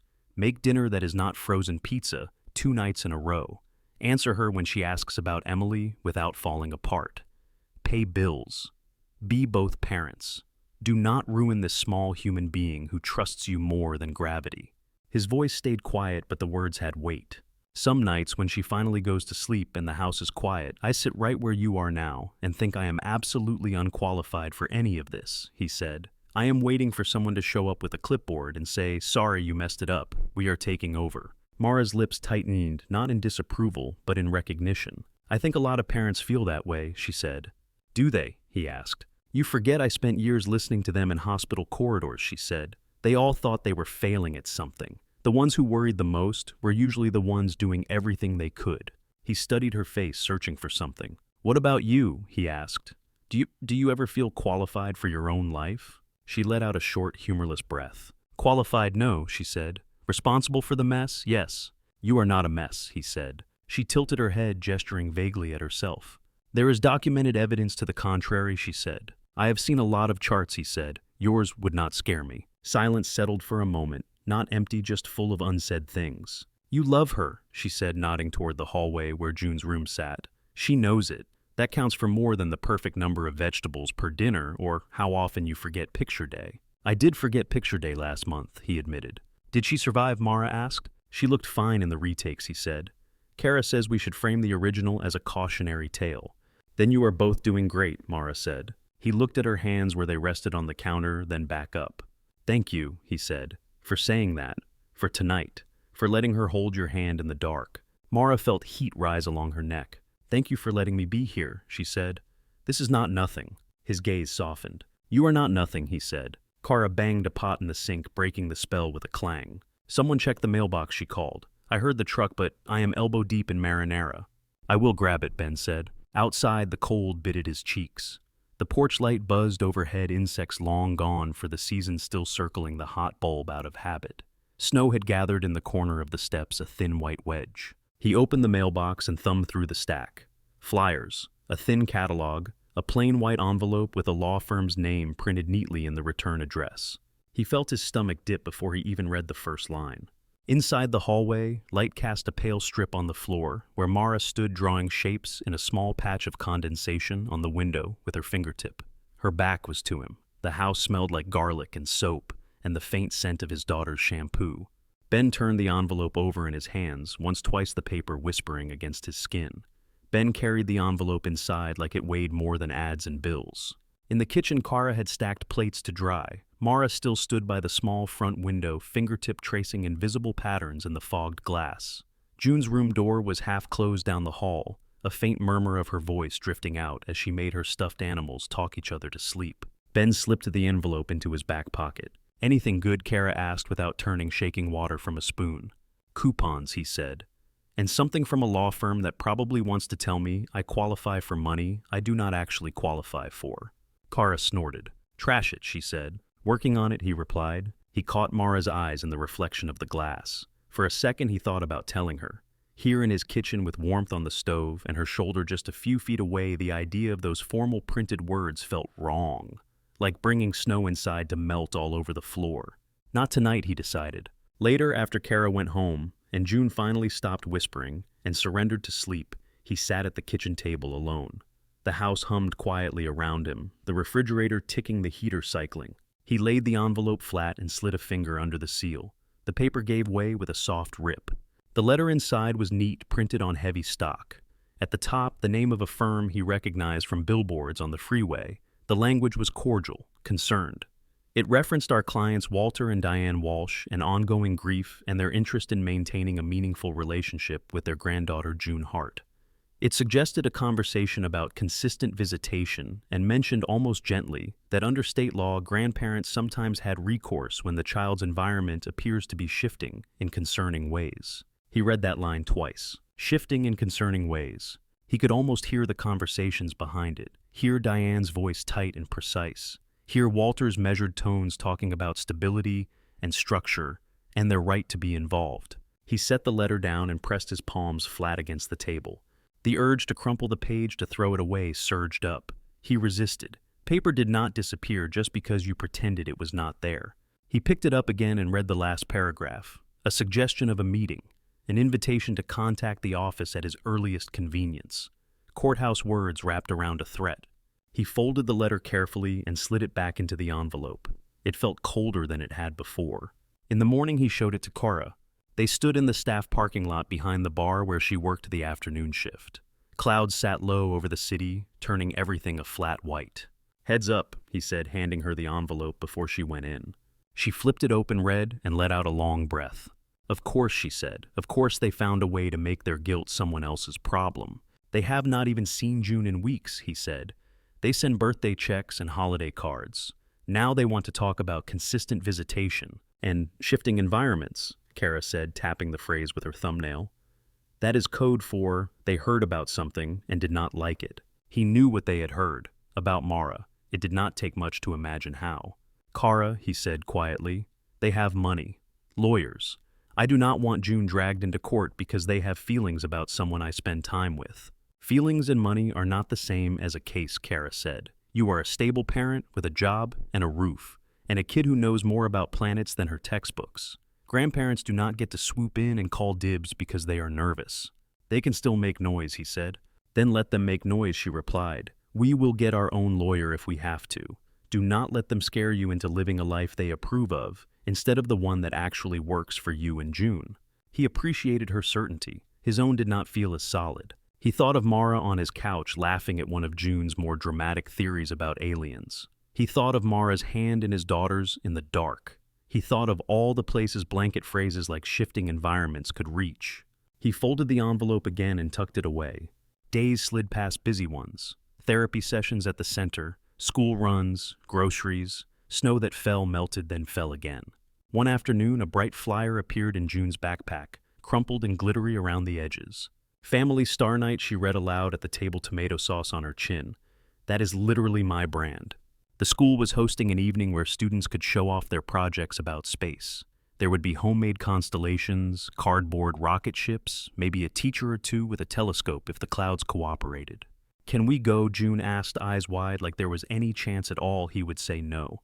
Of course we are going, he said. We have a moral obligation to represent Pluto. She grinned. Can Mara come? She asked. Ben hesitated for a heartbeat, then felt the yes rise up before fear could shut it down. If she wants to, he said. She did. When he texted her a picture of the flyer, she responded almost immediately. A room full of homemade solar systems and small humans hopped up on sugar, she wrote. How could I possibly resist? The night of the event, the school parking lot was a patchwork of ice and tire ruts. Parents in heavy coats shepherded kids inside, shaking snow from their hats. In the gym, someone had strung paper stars from the ceiling. Tables ringed the walls, each one draped in colored paper, each holding a project. Styrofoam planets hung from wire hangers. Shoebox dioramas glowed with tiny flashlight suns. Ben stood in the doorway with June's coat over his arm, scanning the room. He spotted Mara near the back wall, standing under a handmade banner that read, Our Place in Space. She wore a dark sweater and jeans, hair pulled up to keep it off her collar. She had that look she often wore in crowded rooms, now alert yet slightly distant, as if she was not sure she belonged, and was trying to pretend she did anyway. June sprinted ahead toward her project table, where a model of the solar system sat, suspended from an old coat rack. Each planet was a painted foam ball orbit paths marked with white string. Mara rested a hand lightly on one of the lower strings to steady it as June arrived.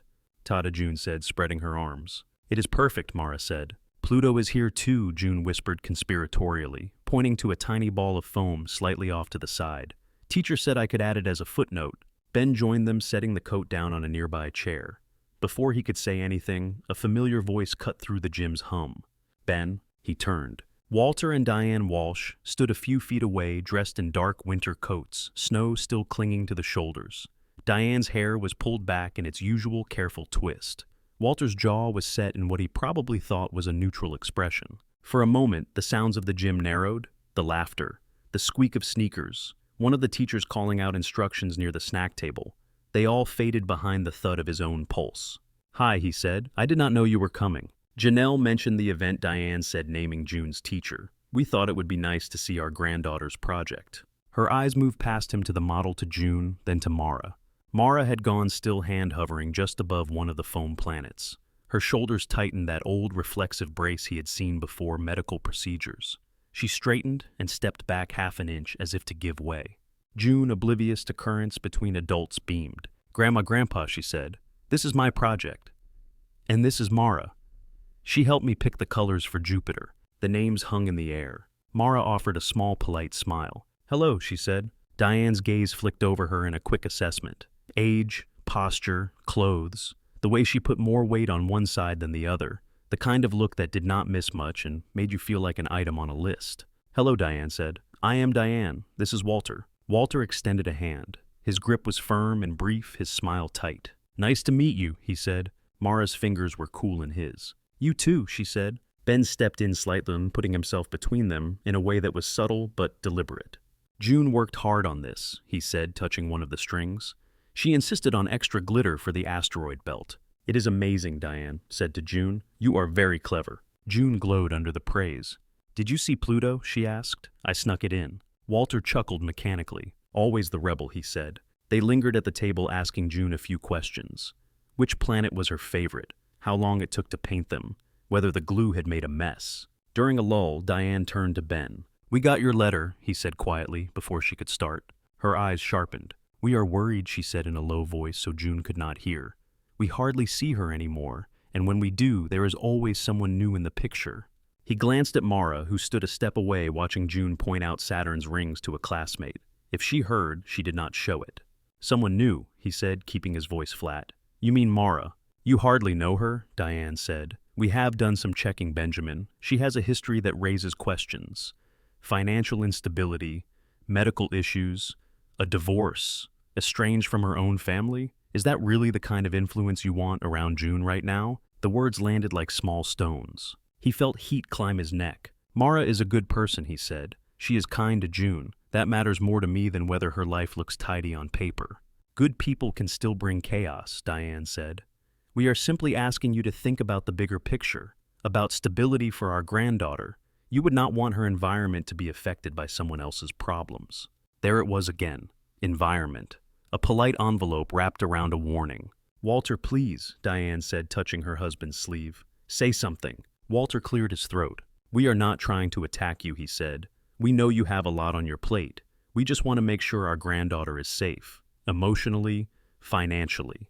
If that means formalizing our involvement, then we will look into it. Formalizing, another courthouse word. Before Ben could respond, June tugged on Mara's sleeve. Can you come see the black hole poster with me? She asked. It has glow-in-the-dark paint. Mara nodded, throwing a quick glance at Ben that asked without words, Are you okay? I will be right back, she said. He gave a tiny nod that he hoped said, Go, please, get some distance. She walked away with June toward the other side of the gym where a group of kids had clustered around a large black poster speckled with neon stars. Diane watched them go, lips pressed thin. We will not have this conversation here, Ben said. This is June's night. We agree, Walter said, but we will have it. They moved off a few minutes later, blending into the flow of parents and grandparents circling the room. Ben stood by the coat rack, the gym lights buzzing overhead. For a moment, the projects and the glitter and the laughter blurred around him. He felt again that particular sensation of being on one side of glass while decisions were being made on the other. Across the room, June threw her hands up in delight as someone turned off the lights and the black hole poster lit up. Mara's face glowed faintly in the ultraviolet, all the sharp edges of her expression, smoothed by the strange light. He took a breath, steadying himself. Later, he told himself. Later, he would deal with letters and law firms and questions said with too much concern. For the rest of the evening, he watched his daughter trace imaginary constellations on gym walls and decided for now to stand in this small, bright patch of time and let it be what it was. The morning after Star Night, the glitter was still in the seams of Ben's jacket. He found it when he shrugged it on to take June to school. Tiny flecks caught the light near the cuff, stubborn little stars that refused to brush off. June noticed immediately. Space dust, she said, poking one with a finger. We should keep it. We are keeping all of it, he said. At drop-off, she trotted inside with her project in both hands, ponytail swinging, already talking to a classmate about how Jupiter could fit 1,000 Earths inside it. He watched her disappear into the crowd of backpacks and winter coats, a small explosion of color in the hallway. On the drive home, the letter in his glove compartment felt heavier than the whole car. That afternoon, while June was at school, he met with a lawyer in a small office downtown. The man's tie was crooked, but his questions were sharp. Do the grandparents have any evidence you are an unfit parent? He asked. No, Ben said. Any history of neglect, substance abuse, domestic violence? The lawyer asked bluntly. No, Ben repeated. Stable job. Stable housing involved at school, the lawyer said, ticking items off on his fingers. On paper, you are solid. Grandparent visitation rights exist, but they are not automatic. Courts do not love dragging kids through this unless something is clearly wrong. What they can do is make noise, file motions, waste your time and money, try to scare you into concessions. Ben nodded, jaw tight. What about the shifting environment line, he asked. They mean Mara, I gathered, the lawyer said. They may try to argue that exposure to someone with instability is harmful. Unless this person is actually a danger, most judges will see that as overreach. Do not give them ammunition. Document your routines. Stay calm in communication. Do not put anything in writing you would not want read aloud in a courtroom. On the way out, Ben gripped the steering wheel until his knuckles whitened. His reflection in the rearview mirror looked older than he felt, tired in a way coffee did not fix. He did not tell Mara about the meeting. He told himself it was because he did not want to burden her. The line between that and not wanting to watch the light leave her eyes again was thin. A week later, on a Friday evening when the snow had turned to a crusty layer of ice on the sidewalks, he invited her over for dinner again. Nothing fancy, he had texted. Spaghetti store-bought bread, my attempt at salad. June insists you need to see Dragonheart in winter mode. I cannot argue with a constellation summons, she wrote back. He spent the afternoon spinning between cleaning and cooking. He wiped fingerprints off the hallway mirror, cleared a stack of mail from the sideboard, stirred sauce in the pot, until Kara would have accused him of overthinking it. June colored at the table tongue between her teeth, working on a drawing of a rocket headed toward a cluster of stars. At 5:40, the doorbell rang. That is early, he said, wiping his hands on a towel. She is eager. June slid off her chair to race him to the door. He opened it with a smile ready.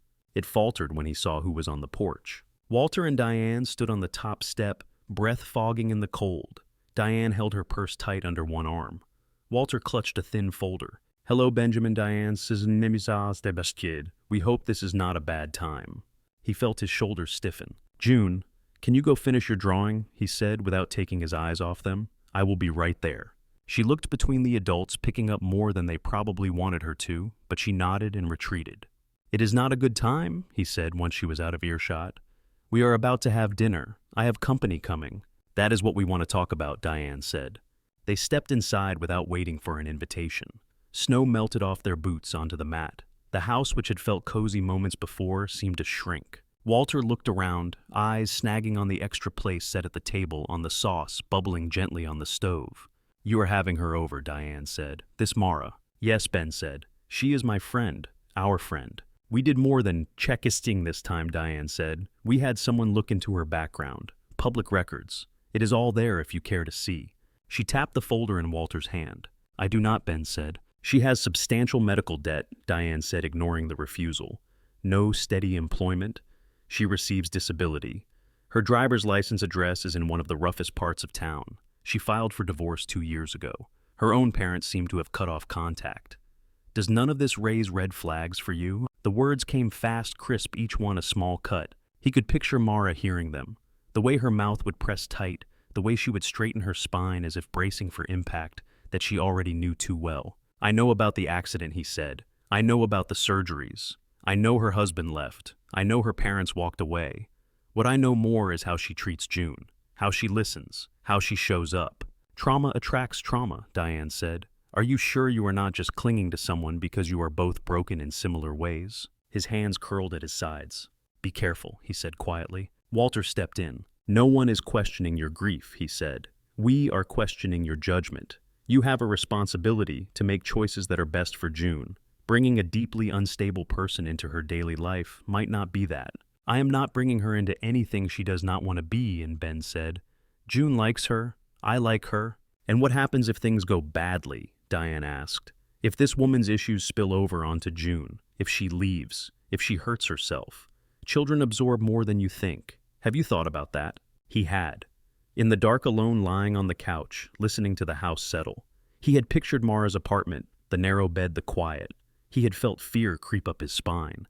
It did not look like concern in a lawyer's letter. It looked like a text that did not come, a call that went unanswered. We are asking you to step back and consider all of this, Walter said.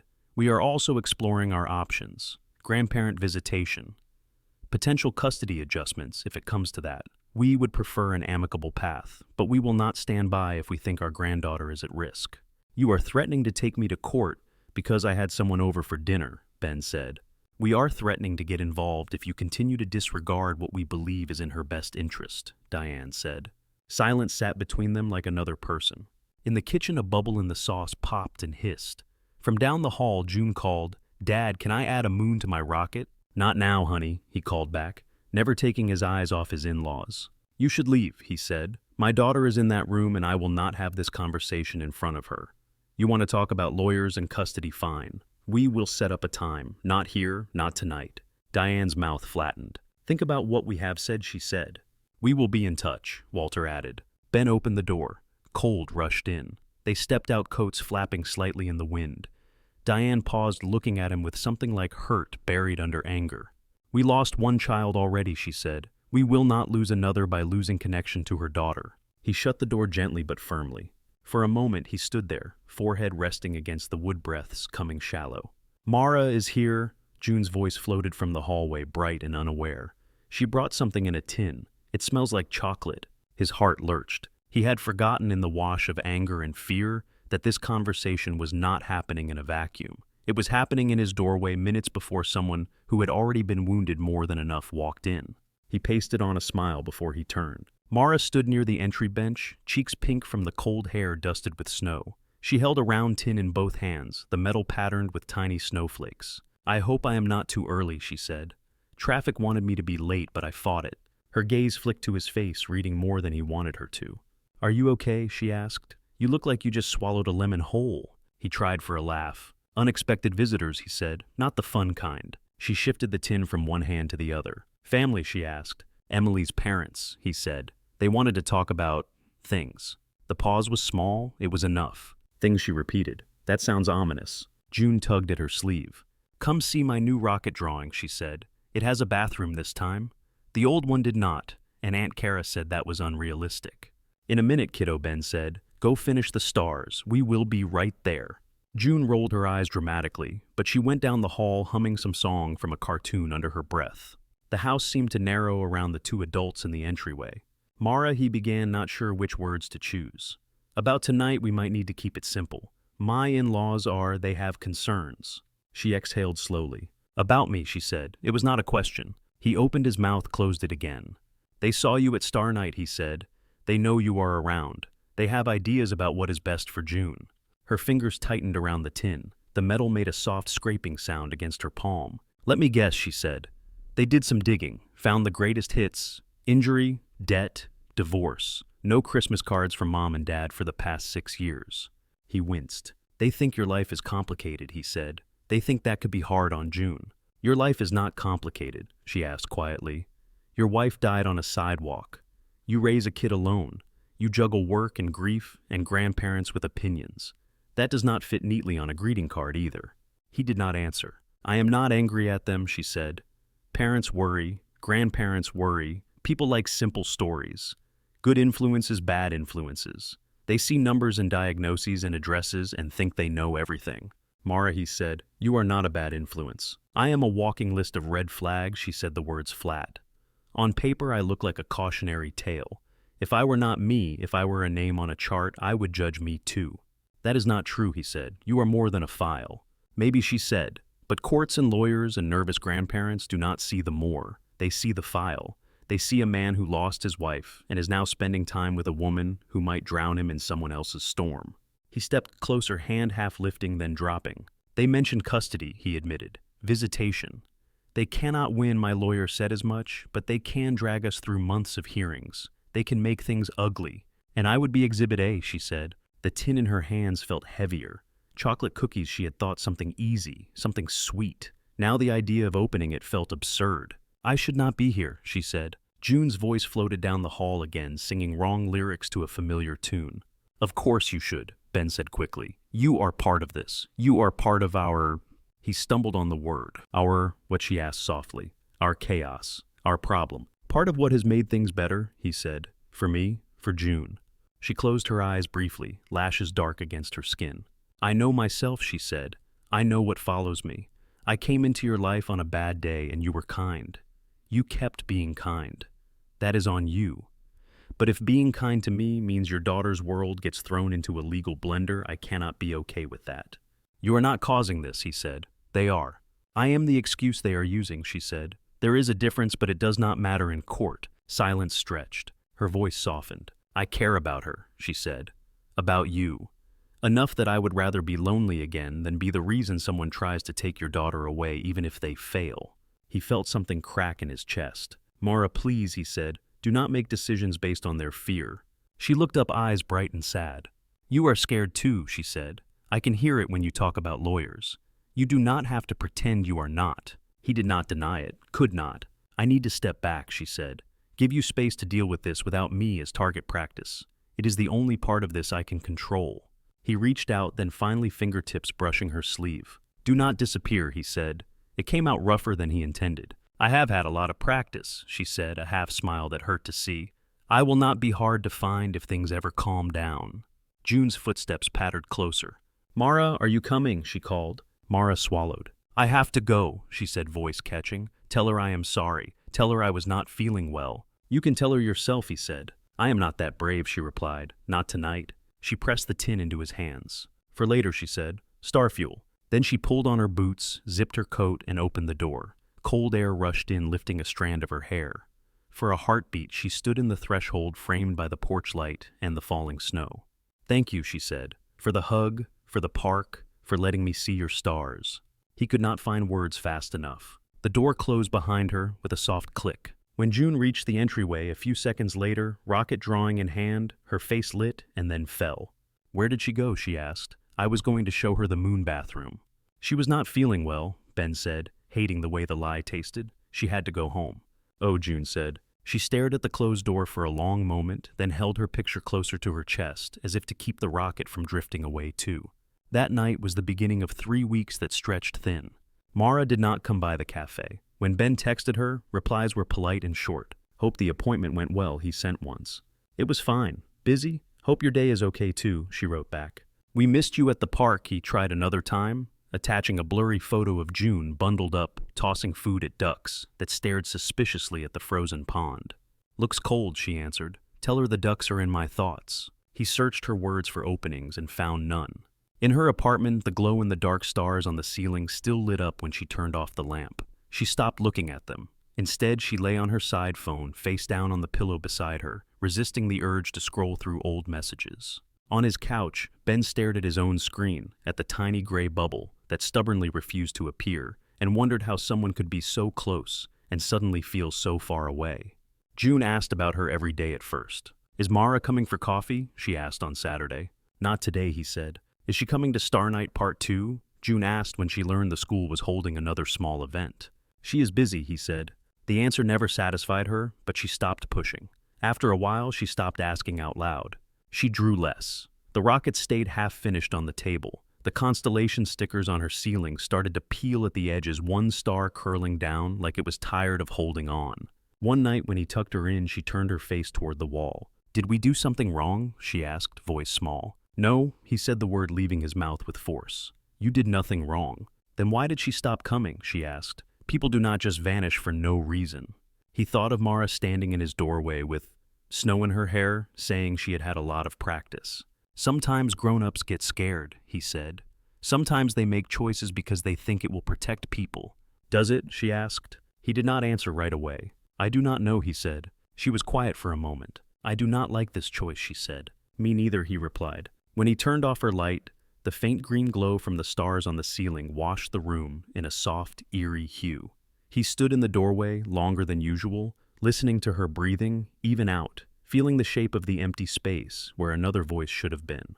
Saturday morning arrived heavy. Snow had crusted over in the night, turning the yard into a sheet of white that squeaked under boots. Inside the house felt quieter than it should have. Even the cartoons on the television seemed to run at half volume. June sat at the kitchen table with her cereal going soggy, staring at the swirl of colors on the box instead of eating. Ben moved through the small space on autopilot, rinsing mugs, putting dishes into the sink, checking his phone, not really seeing any of it. Dad, June said suddenly. He looked up from the open cabinet. Yeah, he asked. I need paper, she said, and markers, and maybe the good crayons. It is an important project. He glanced at the clock on the microwave. Do you want to do it after we go to the grocery store? He asked. It has to be now, she said, before anything else happens. The way she said it made him pause. Okay, he said. Paper is in the drawer by the fridge. Markers are in the bin in the living room. Do not use the permanent ones on the table again. That was an accident, she said, mostly. She slid off her chair and went hunting. A minute later, she returned, arms full, and spread everything out on the table. She pulled herself up into a chair, feet swinging, and set to work with a focus that reminded him of Emily when she used to make lesson plans on Sunday evenings. What are you drawing? He asked, more from habit than actual curiosity. You will see, she said. It is classified until it is done. He let it go, moving around her to make coffee. Behind him, markers squeaked against paper. She hummed under her breath, stopping to chew on her lip, then corrected a line with decisive strokes. He poured coffee into his mug and leaned against the counter, watching her from the corner of his eye. The top of her head, the curve of her shoulders, the way she bent close to the page. Something about it settled in his chest and unsettled it at the same time. After a while, she pushed her chair back with a small scrape and held the paper at arm's length, squinting. "Okay," she said. "Done." She slid off her seat and carried the drawing to him, holding it carefully by the edges so the ink would not smudge. He set his mug down and took it. 3 stick figures held hands in the middle of the page under a sky full of stars. One figure had messy curls sprouting in all directions. One was taller with short spiky hair. The third had long hair and a big uneven smile. Around them she had drawn a cluster of 5 pointed stars, some bigger, some small. A few had little motion lines as if they were still falling into place. Above the figures in careful uneven letters she had written "Our Constellation." His throat tightened. "This is you," she said, pointing to the tall one. "This is me, and this is Mara." He traced the letters with his eyes. "It is beautiful," he said. "It is important," she said. "We are going to take it to her." He blinked. "We are what?" he asked. "We are taking it to Mara," she repeated. "Because she forgot she is in our constellation, so we have to remind her. That is how constellations work. They are stars that look like they are alone, but then someone draws the lines, and now they are together." He looked down at the paper again. The lines she had drawn between the stars were thin and firm. "June," he began, choosing his words carefully. "It is not that simple." "Yes, it is," she said. "We are sad. She is sad. Everybody is sad. So we fix it. That is what families do." Her certainty hit him harder than any letterhead. His mind flicked through all the reasons to say no. The threat of lawyers, the sharp words in his doorway, Mara's face when she said she needed to step back. The way fear had wrapped around his decisions like frost. Then he looked at his daughter, at the purple smudges under her eyes that had not been there a month ago, at the half-finished rocket drawings on the table behind her, at the way she held the picture between them like a shield and an offering. "Do you know where she lives?" he asked. "You do," she said. "You dropped off her bookshelf that one time and came back grumpy about the stairs." He let out a breath he had been holding for days. "Put on your boots," he said, "and your warm coat. The big one with the broken zipper. We are going for a drive." Her face split into a grin he had not seen in too long. "Seriously?" she asked. "Seriously," he said. She bolted down the hall. "Do not tear the house apart," he called after her. "We are on a mission," she shouted back. "Mission requires speed." He grabbed his keys, his wallet, and the folded letter from the counter. For a moment, he considered leaving the letter there. Then he shoved it into the inner pocket of his jacket, as if the physical weight of it might remind him later that this choice had not erased the problem, only changed its shape. Snow squeaked under their boots as they crunched to the car. Their breath rose in small clouds. He buckled June into her seat, the drawing carefully tucked into her lap, then slid behind the wheel. The drive to Mara's neighborhood took 15 minutes. With each turn, the streets changed. Houses with tidy lawns and porches gave way to apartment buildings with peeling paint and balconies sagging under old plastic chairs. The snow here had been pushed to the curb in gray ridges by plows' tire tracks carving dark lines through the slush. At a red light, June stared out the window. "It looks different," she said. "Different from what he asked." "From our street," she said. "The snow is dirtier. The buildings are taller. There are more wires." He followed her gaze to the tangle of power lines overhead, the sagging cables and leaning poles. "Cities have layers," he said. "Some are nicer to look at than others." They pulled up in front of Mara's building, a 3-story brick structure with rust stains under the windows and a metal door that needed a new coat of paint. One small shrub clung to life in a patch of frozen dirt beside the steps. He killed the engine and sat for a moment, hands on the steering wheel. "Did she have to walk up all those stairs after her surgeries?" June asked, suddenly staring at the concrete steps leading up to the entrance. He swallowed. "I carried the bookshelf up here once," he said. "It was not fun. For her, it is a lot every day." June was quiet for a second. "That seems unfair," she said. "It is," he said. They climbed the steps, boots clicking on the worn concrete. Inside, the hallway smelled like someone's fry oil and someone else's laundry detergent. The light overhead flickered, buzzing faintly. There was no elevator, just a narrow stairwell with a chipped metal railing. He let June go ahead of him, one hand hovering near her back. By the time they reached the 3rd floor, his breath was fogging in the cold air of the stairwell. He thought of Mara doing this alone, hands full of groceries, spine aching each step of negotiation. They walked down the hallway. The carpet was thin, a pattern worn down to threads. Doors lined both sides, some with small mats, some with nothing. They stopped at 3F. The numbers on the door were slightly crooked. June adjusted her grip on the drawing. Her knuckles had gone white around the edges of the paper. "You okay?" he asked. She nodded, ponytail brushing the back of her coat. "You knock," she said. "My hands are busy." He raised his hand and rapped his knuckles gently on the door.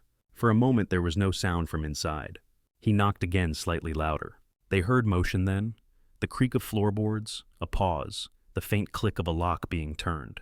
The door opened a few inches, chains still on. One gray eye appeared in the gap. "Yes," Mara's voice came through, cautious. "It is us," he said. "Me and June." There was a breath sucked in on the other side. The chain slid back. The door opened fully. Mara stood there in sweatpants and an oversized sweatshirt that had seen better days. Her hair was pulled up into a messy knot, strands escaping around her face. Her eyes were red at the edges, the skin under them shadowed. She wore thick socks instead of shoes. For a second she just stared at them, as if she was not entirely convinced they were real. "Hi," she said. The word was small. Before Ben could respond, June surged forward, careful not to crumple the drawing. "Mara," she said, voice cracking on the name. She wrapped her free arm around Mara's waist, burying her face in the soft cotton of the sweatshirt. Mara rocked back half a step from the impact, one hand flying to the doorframe to steady herself. Her other hand hovered uncertainly over June's back, then settled. "Hi, Comet," she whispered into the top of the girl's head. June pulled back just enough to hold up the paper between them. "I made you this," she said. "You have to see it right now." Mara took the drawing with both hands. Her fingers smudged a bit of blue near the corner. Her gaze moved slowly over the stick figures, over the stars, over the words at the top. "Our constellation." Her throat worked. She blinked hard. A tear fell anyway, landing on one of the little stars and making the ink bloom outward. "June," she said, voice rough. "This is—" She broke off, unable to find a word that fit. "You are the one with the big smile," June said, pointing. "I tried to make it look like you, but I'm still practicing lips. They are hard." Mara let out a short, broken laugh. "You did great," she said. "It is perfect." "You forgot you were in it," June said. "Our constellation. You walked away like a falling star and it made everything weird, so we came to get you." Mara's shoulders shook once, then again. "I did not forget," she said. "I just thought maybe I was messing up the pattern." "You are not messing it up," June said. "You are my favorite star." The words hung there in the narrow hallway, bright and fragile and completely sincere. Ben stood a step back, his hand still on the strap of his bag, watching the two of them. The tightness around his heart eased and hurt at the same time. "Can we come in?" he asked gently. "Only if you want us to." Mara glanced up at him for the first time since opening the door. There was a question in her eyes and something like fear, and something else underneath that he hoped was relief. "Yeah," she said, stepping aside. "Okay, come in. Ignore the mess. My apartment gave up on impressing people a while ago." They stepped past her into the small living room. The space was neat, in a way that spoke of limited belongings rather than careful design. A couch, with a blanket thrown over the back. A low table with a mug and an open bottle of pills with the cap screwed on tight. A single lamp. A television on a crate instead of a stand. The window looked out over the alley, the same one she had stared into so many mornings. Thin curtains hung on a crooked rod. The glass was streaked from the last storm.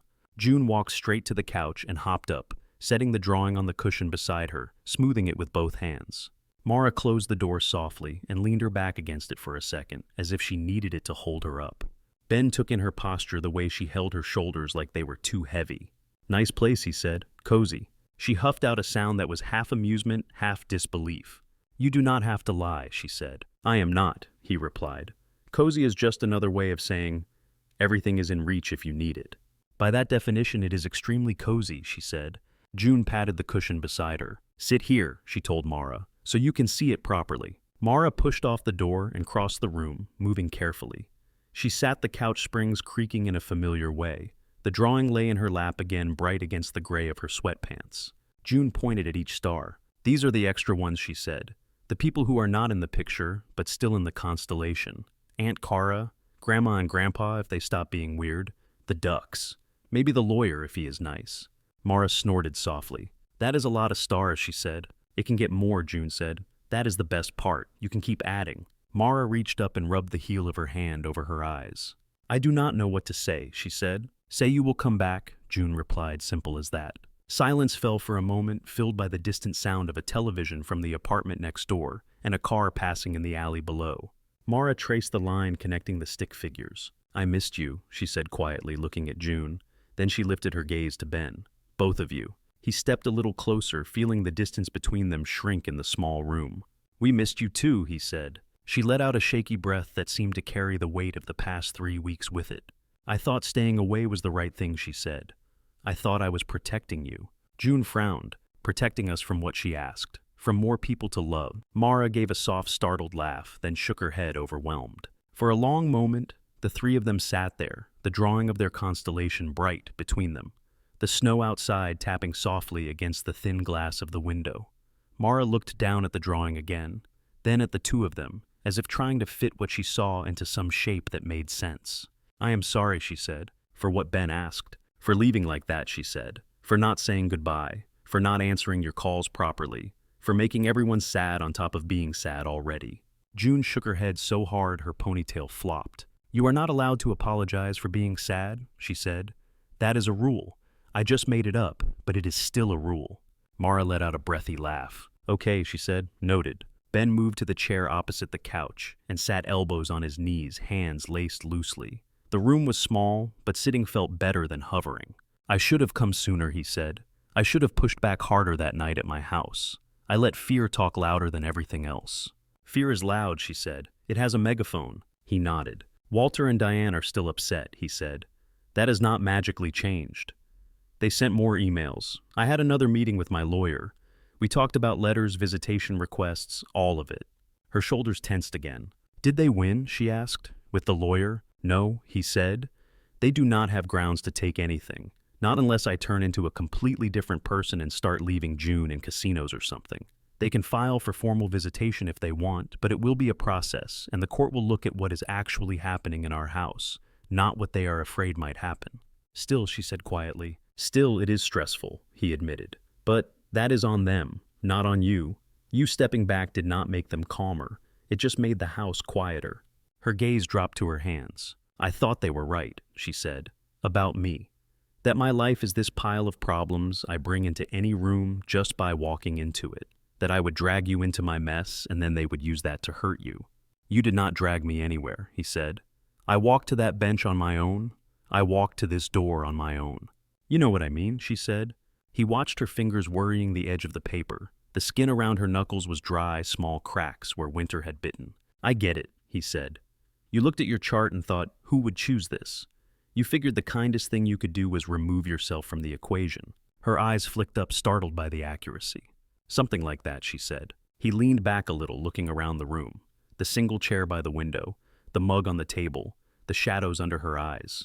How did that feel, he asked. Removing yourself. Familiar, she said. Then after a beat, awful. He gave a small nod. For us too, he said. June swung her legs heel, tapping the couch in a restless rhythm. I did not like it, she put in. It made the house echo, even when the TV was on. Mara swallowed hard. I wanted to call, she said. Every day. I picked up my phone so many times. I wrote messages I did not send. I told myself if I could make it through a whole day without thinking about you, then leaving was the right thing. How did that go? Ben asked. She almost smiled. I did not make it past 10 in the morning, she said. Most days it was more like 10 minutes. Same here, he said softly. The air in the room shifted, not warmer, but less thin. June slid off the couch. I am going to see if your bathroom has good echo, she announced suddenly. For science. Mara blinked at the pivot. It does, she said. Terrible acoustics. I have to confirm, June said. That is proper research. She padded down the short hallway and disappeared into the tiny bathroom. A moment later, a faint hello bounced back at them in double then triple. Mara shook her head, smiling despite the wetness in her eyes. She really commits, she said. She does, Ben said. Silence settled again, softer this time. He shifted to the edge of his chair. I need you to hear this, he said, without jokes or interruptions. She stilled. Okay, she said. When you stepped into my life on that bench, I was functioning, he said. I got up. I packed lunches. I went to work. I handled the paperwork and the laundry and the bedtime stories. But everything felt flat, like the volume on the world was turned down low. He searched for the right words, not wanting to dress the truth up too much. You sat down next to me and asked for a hug, he said. And then you told me your whole world in 20 minutes. It did something to mine, not because you were a project, not because I wanted to fix you, because you were so clearly trying to keep going even when it hurt. It made me want to keep going too. Her eyes shone. She pressed her lips together. Ben, she said a warning and a plea in one word. He held up a hand not to stop her, but to ask for a little more space to speak. You make June laugh in ways I did not know she could, he said. You take her questions seriously. You remember the names of her stuffed animals. You braid her hair like it is something sacred. You talk to her about pain without lying. You talk to me about Emily without making me feel like I am doing something wrong by missing her. His throat worked. You walked into our life with all your scars and debt and fear, and you made everything brighter anyway, he said. You did not drag us down. You lifted us up. You made our little house feel like more than just a place we sleep. She blinked rapidly. Tears spilled over. You are making it very hard to keep my defenses up, she said. Good, he said. He leaned forward, resting his forearms on his thighs. I love you, he said. The words came out steady, not as a charity case, not as a project, not as the woman who gets my grief. I love you, as the person I want to drink bad coffee with when we are 80. As the person I want to call when June comes home with a heartbreak I do not understand. As the person I want sitting on my couch when the heater makes that weird noise and I am not sure if we should call someone or just ignore it. A wet laugh broke out of her. That is very specific, she said. I have had time to think about it, he said. She wiped her cheeks with the backs of her fingers. You do not have to say this because your kid drew me in your constellation, she said. I would be grateful just to be allowed back into your orbit as the weird friend who overthinks everything. I am not saying it because of the drawing, he said. The drawing is just very good timing. She took a breath in and out like she was steadying herself before stepping into cold water. I have loved you for a while, she said quietly. I did not plan to. That first day on the bench, I thought you felt safe, that was all. Then there was the park and the ducks and Dragonheart and the way you cut spaghetti for your kid so she would not splatter the ceiling. I watched you keep showing up for her on days when your eyes looked like you had not slept in weeks. I watched you let me in little by little, even when it hurt. Her hand curled in the fabric of her sweatshirt. I thought loving you was selfish, she said, like I was stealing something, like I was trying to build a new life out of the broken pieces of two old ones, and I had no right. I told myself you deserved someone with less baggage, less debt, less potential for a bad day to knock everything sideways. She looked straight at him, then through tears. But you keep standing here, she said, in my tiny crooked apartment saying you want all of it. I do not really understand that. It terrifies me. And I love you too. The floor seemed to steady under his feet at the same time the air in his chest turned light. He moved to the couch carefully, as if crossing some invisible line. He sat beside her, leaving just enough space that she could move away if she needed to. She did not. He reached for her hand. She let him take it. Up close, he could see the faint white scar near her wrist, the one she had told him came from an encounter with a broken mug and a clumsy moment on too little sleep in nursing school. Her fingers were cold. He wrapped his own around them. You do not ruin everything you touch, he said. You just have not had enough people willing to stay long enough to see what happens after the hard part. She sucked in a shaky breath. Promise me something, she said. If I can, he replied. If you ever feel like it is too much, she said. If my pain or my debt or my bad days start to weigh you down, tell me. Do not just quietly start resenting me and then disappear. My nervous system cannot handle any more sudden vanishings. I do not plan on vanishing, he said. I am very bad at quiet. Ask Kara. She will confirm. From the bathroom, there was a small splash as if someone had tested the taps. Are you two done being mushy? June called, voice echoing faintly. Because in movies, when people say they love each other, they usually kiss. And it is kind of gross, but also important, and I need to know if I should cover my eyes. Mara let out a startled wet laugh. Ben shook his head, smiling. Is she always like this? Mara whispered. Since birth, he whispered back. June appeared in the doorway, hair a little frizzier from static expression, expectant. Well, she asked, do I need a pillow shield? Not right this second, Ben said, though his eyes did not leave Mara's. Good, June said, relieved. I need time to prepare. Sudden kissing can be very shocking. I read that somewhere. I am sure you did, he said. June climbed onto the other side of the couch and flopped down, toes digging under Mara's thigh as if they had never stopped doing this. Can we hang the picture up? She asked, nodding at the drawing. Somewhere you can see it when you wake up. So, you remember you are not a solo star. Yes, Mara said. We can definitely do that. Ben squeezed her hand once before letting go so she could take the paper. The sunlight that made it through the thin glass of the window caught the yellow crayon she had used for some of the stars, making them look for a second almost like they were glowing for real. Spring found Cleveland slowly. The snow retreated in uneven patches, leaving behind gray piles beside the roads and bursts of wet grass in the yards. The air smelled different, less like exhaust and ice, more like thawed soil and something green trying to remember how to grow. On a Saturday afternoon in April, Ben stood in his backyard with a cheap telescope on a wobbly tripod. The plastic of it creaked when he tightened the screws. June darted around him in rubber boots, patterned with stars trailing a jump rope behind her like a tail. Is it night yet? She asked for the 5th time, squinting up at the pale blue sky. Not quite, he said. The sun is still doing its thing.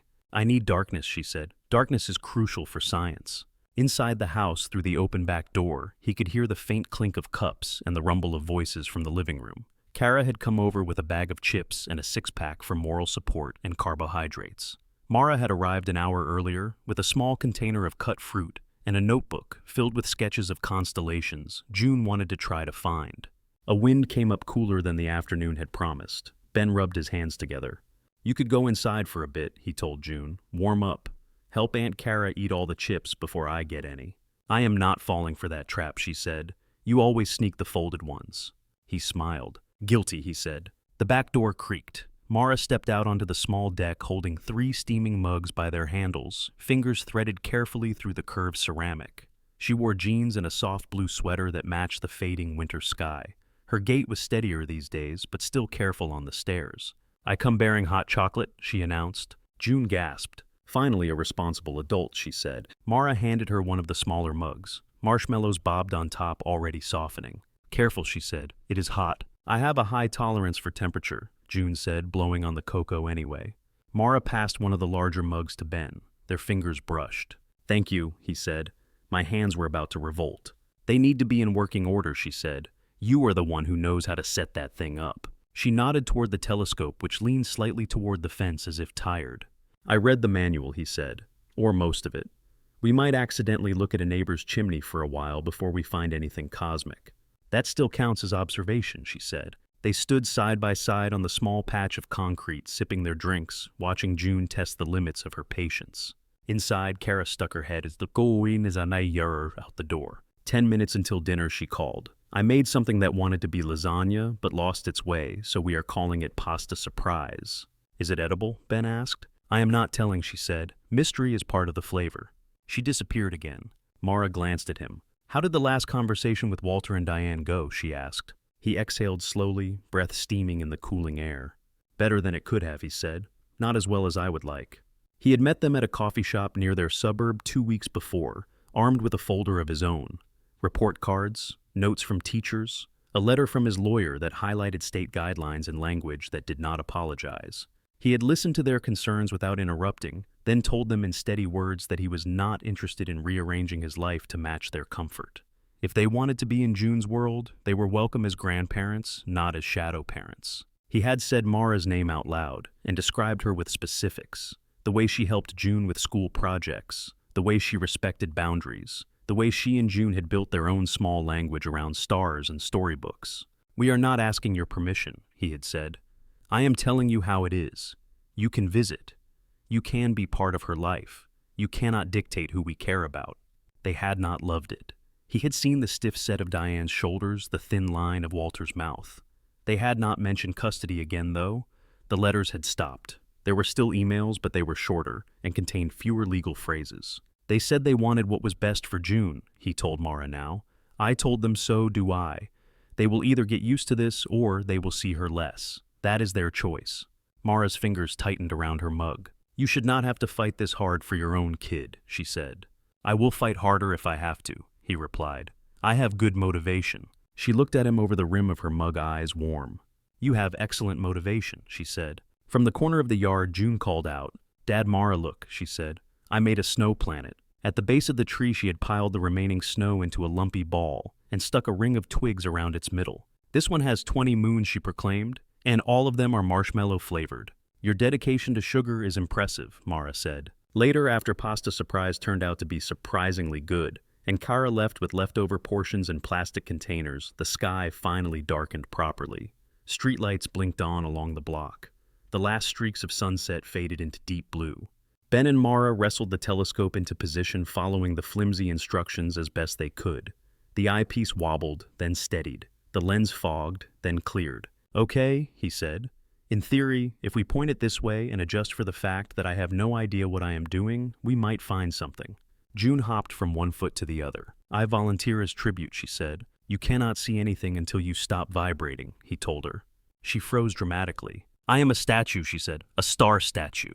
She leaned into the eyepiece, one eye squeezed shut, the other wide.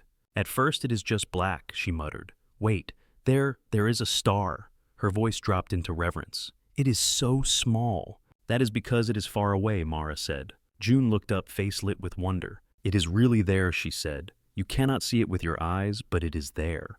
"Kind of like you snuck Pluto into your project," Ben said. "Not everyone noticed it, but it was still there. Stubborn little planet." June grinned. "My favorite kind," she said. They took turns at the telescope. The star wobbling in the lens might have been a distant sun or a nearby plane, but it did not matter. It felt like proof of something steady out in the dark. After a while, cold crept under their coats. Ben's fingers lost feeling at the tips. June's nose turned pink. "Time for bed for one of us," he said. "Two of us," Mara said. "My back is filing a formal complaint." They shuffled inside, shedding layers near the door. The house held the warmth of the oven, the faint scent of tomato and cheese. In June's room, the glow-in-the-dark stars on the ceiling still did their quiet work. Some had peeled further at the edges, but most remained stubborn and dim and faithful. June climbed into bed, burrowing under the covers. Mara sat on the edge of the mattress, careful of her back, and smoothed the hair back from the girl's forehead. "Can you stay until I fall asleep?" June asked. "If your dad does not mind," Mara said, glancing toward the doorway. "Your dad minds only if you keep her up all night with arguments about Pluto again," Ben said. "I will save that for tomorrow," June promised. They read a few pages from a book about a girl who wanted to be an astronaut. After the third yawn, the words blurred and softened. June's eyes drifted closed. Mara looked up at the ceiling. The Dragonheart constellation was still visible, its crooked shape hovering over them in ghostly green. "We need to add one more star," June murmured without opening her eyes. Where Mara asked. "Next to the big ones," June said. "So everyone fits." Ben reached over to the nightstand, found one of the spare stickers in a small dish, and pressed it gently to the ceiling near the others. "There," he said. June smiled in her sleep. In the hallway outside her door, Mara leaned her shoulder against the wall. He joined her, their hands finding each other without thinking. "I like being in her universe," she said. "She likes you there," he said. "So do I." They stood for a moment listening as the house settled. The heater kicked on with a low hum. Somewhere a neighbor's muffled music played a tune they could not quite make out. Later in the living room, they ended up on the couch under a shared blanket. The television played a show neither of them was paying much attention to. A lamp cast a pool of warm light on the coffee table, catching the silver edge of the tin she had once brought cookies in. On the wall near the doorway, the drawing June had made hung in a simple frame. Our constellation. The crayon stars had faded slightly, but still held their color. Mara traced the glass with one fingertip, following the lines that connected the stick figures. "I used to watch people through windows," she said quietly, "in cafes, on trains, in other people's houses. I always felt like I was on the wrong side of the glass." He shifted, turning toward her. "Where do you feel like you are now?" he asked. She leaned her head on his shoulder. "Inside," she said, finally. His arm came around her, pulling her closer. The blanket rustled. The weight of her against him felt right, as if it had been missing all along and he had only just realized what the empty space was shaped like. She tilted her face up. He kissed her slow and steady, the way he did everything that mattered. No music swelled, no dramatic thunder rolled, just the quiet clink of the heater, the soft glow of plastic stars down the hall, and the distant sound of a car passing outside. Later, when the television turned itself off and the house went darker, they sat in the quiet and listened to their own breaths. On another evening, months from the first hug, they walked past Harbor Light Cafe together. The window still held reflections of people inside, pale faces layered over warm lights. The bench where it had all started sat just outside, metal legs planted in the sidewalk, paint chipped at the edges. Mara slowed fingertips, brushing the back of it. "That feels like a different lifetime," she said. He looked at her, at the way the streetlight caught the curve of her cheek, at the small line near her mouth that deepened when she smiled. "Same lifetime," he said, "different part." She sat for a moment on the bench, testing the old chill of the metal. He took his place beside her, as he had the first day coffee in hand. "Can I ask you something?" she said. "Anything," he replied. "When you saw me standing here that day," she said, "did you think I was going to ruin your quiet afternoon?" "I thought you were going to ask for directions," he said. "I had no idea you were about to rewrite my entire life." She laughed softly. "Sorry about that," she said. "I am not," he replied. She leaned into him. He wrapped his arm around her, pulling her close, their shoulders touching. The wind brushed across their faces, cool, but no longer cutting all the way through. Inside the window, someone else sat alone at a table, staring out at the street. Their face was just a blur behind the glass, but for a moment, Mara recognized the shape of that posture, the way their shoulders folded in. She lifted her hand, not a wave exactly, just a small acknowledgement. Then she turned her face into the warmth at Ben's side, let herself be held, and stayed. Thank you so much for listening to today's story. If this story resonated with you or made you reflect, I'd love to hear your thoughts, so feel free to share them in the comments below. And don't forget to like, subscribe, and hit the notification bell so you won't miss the next story.